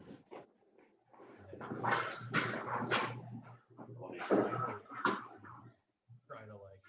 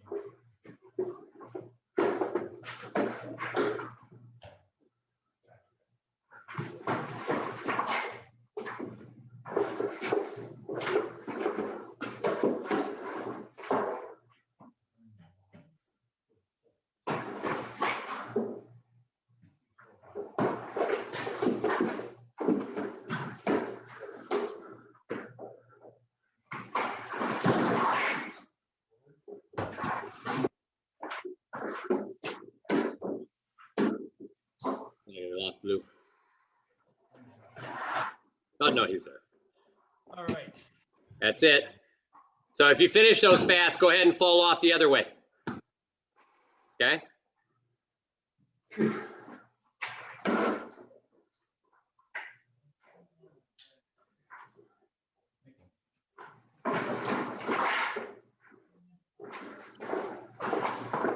Yeah, this one I'll try once or twice. No sword and shield. I'm just gonna concentrate on the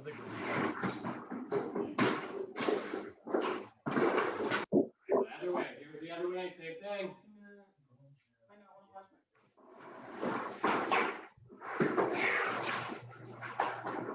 my.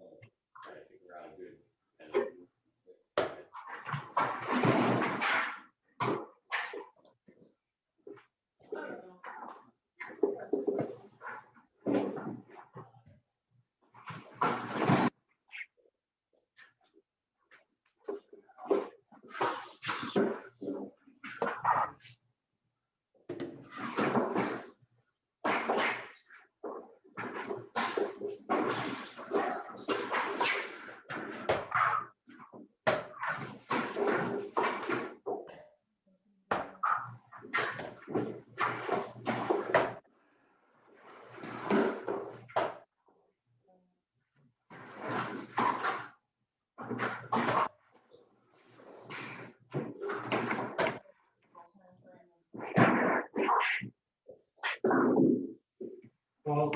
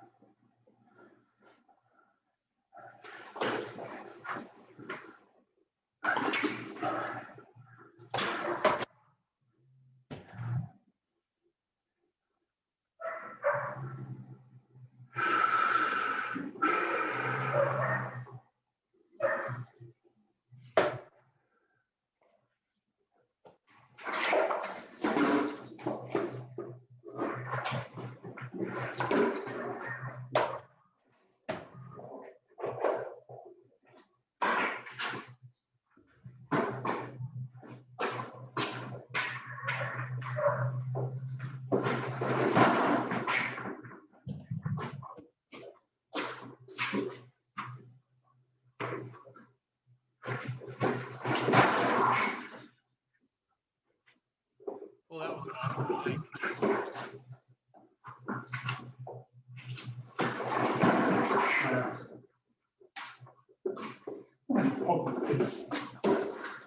Hands.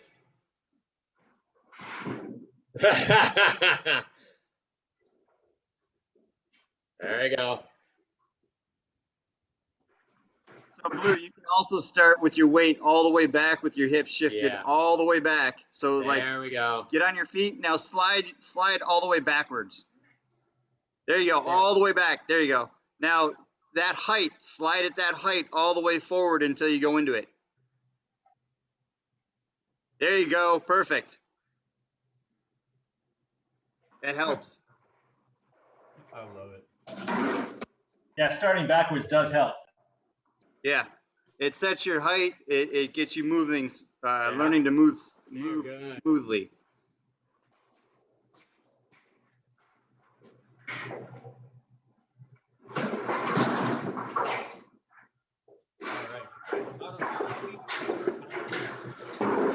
Can't hear you, Fox. What are you saying? Am I muted? No. There we go. Said it is. Oh God, everything's fucked. There we go. It is. Everybody's bailing on me. It's a little. They're all. No problem. We're wrapping it up now anyway, so no problem at all. All right, sounds good. I got to get in and get dinner. Yep. But I will. I'll see you guys soon. Thanks. No That was problem. awesome. See you Thursday. Take care. Thanks, guys.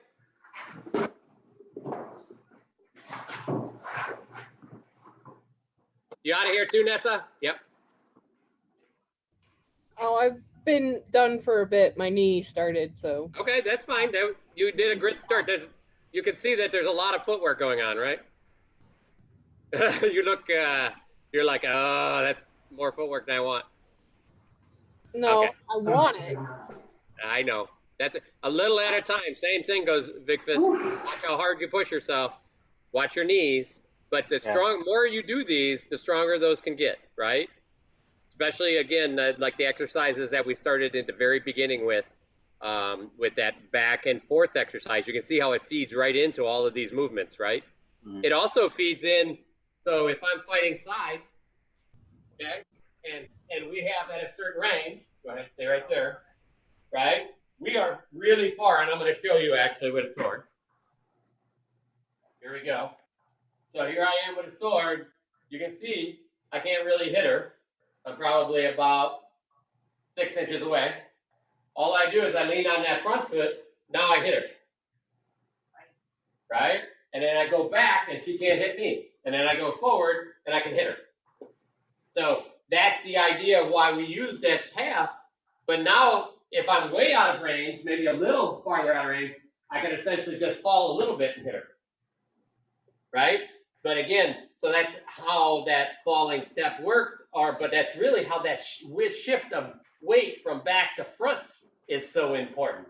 Because I can just provide a little tension. Watch her when I'm fighting her, right? And you get a little tension, right? See, I'm just shifting, and then she's gonna do something, right?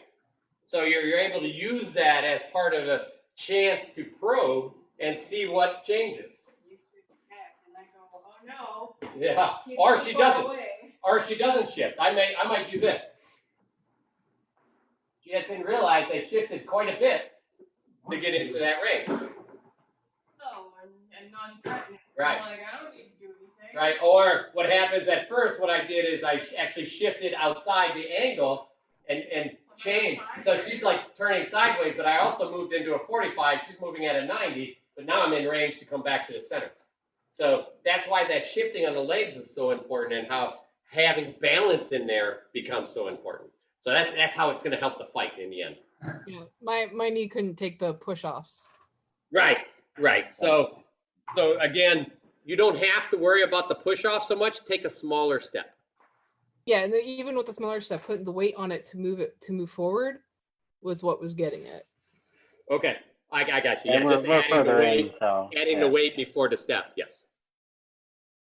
So that's, again, all of this is about strengthening, feeling better along with that. And this is why really we want to change that weight center from front to back quite a bit. And if you have to, switch your feet front to back, right? I started switching my stance when my knee was starting to get worse and worse. So Okay. I was doing it goofy foot.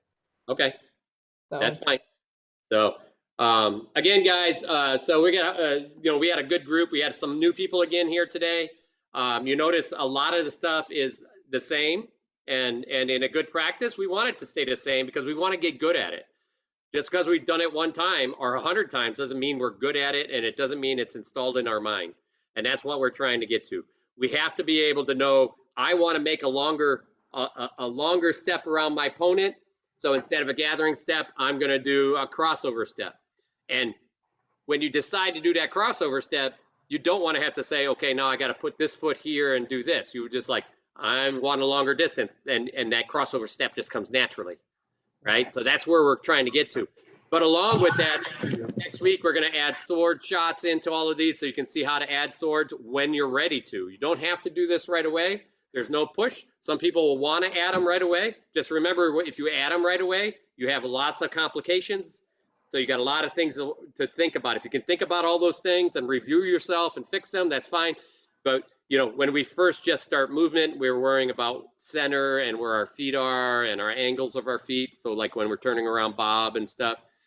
And then when we add sword and shield, we're worrying about the distance, constant, no movement, no outside movements, this staying perfect. And then when we add throws, we actually have to worry about the throw itself and how it's coming out, how the timing of foot to hand in that throw all works. So you can see how we add a lot of complication through there. So if you find yourself having a problem with any one of them, but you still want to do them, break them down to do the movement, stop, do the sword movement, right?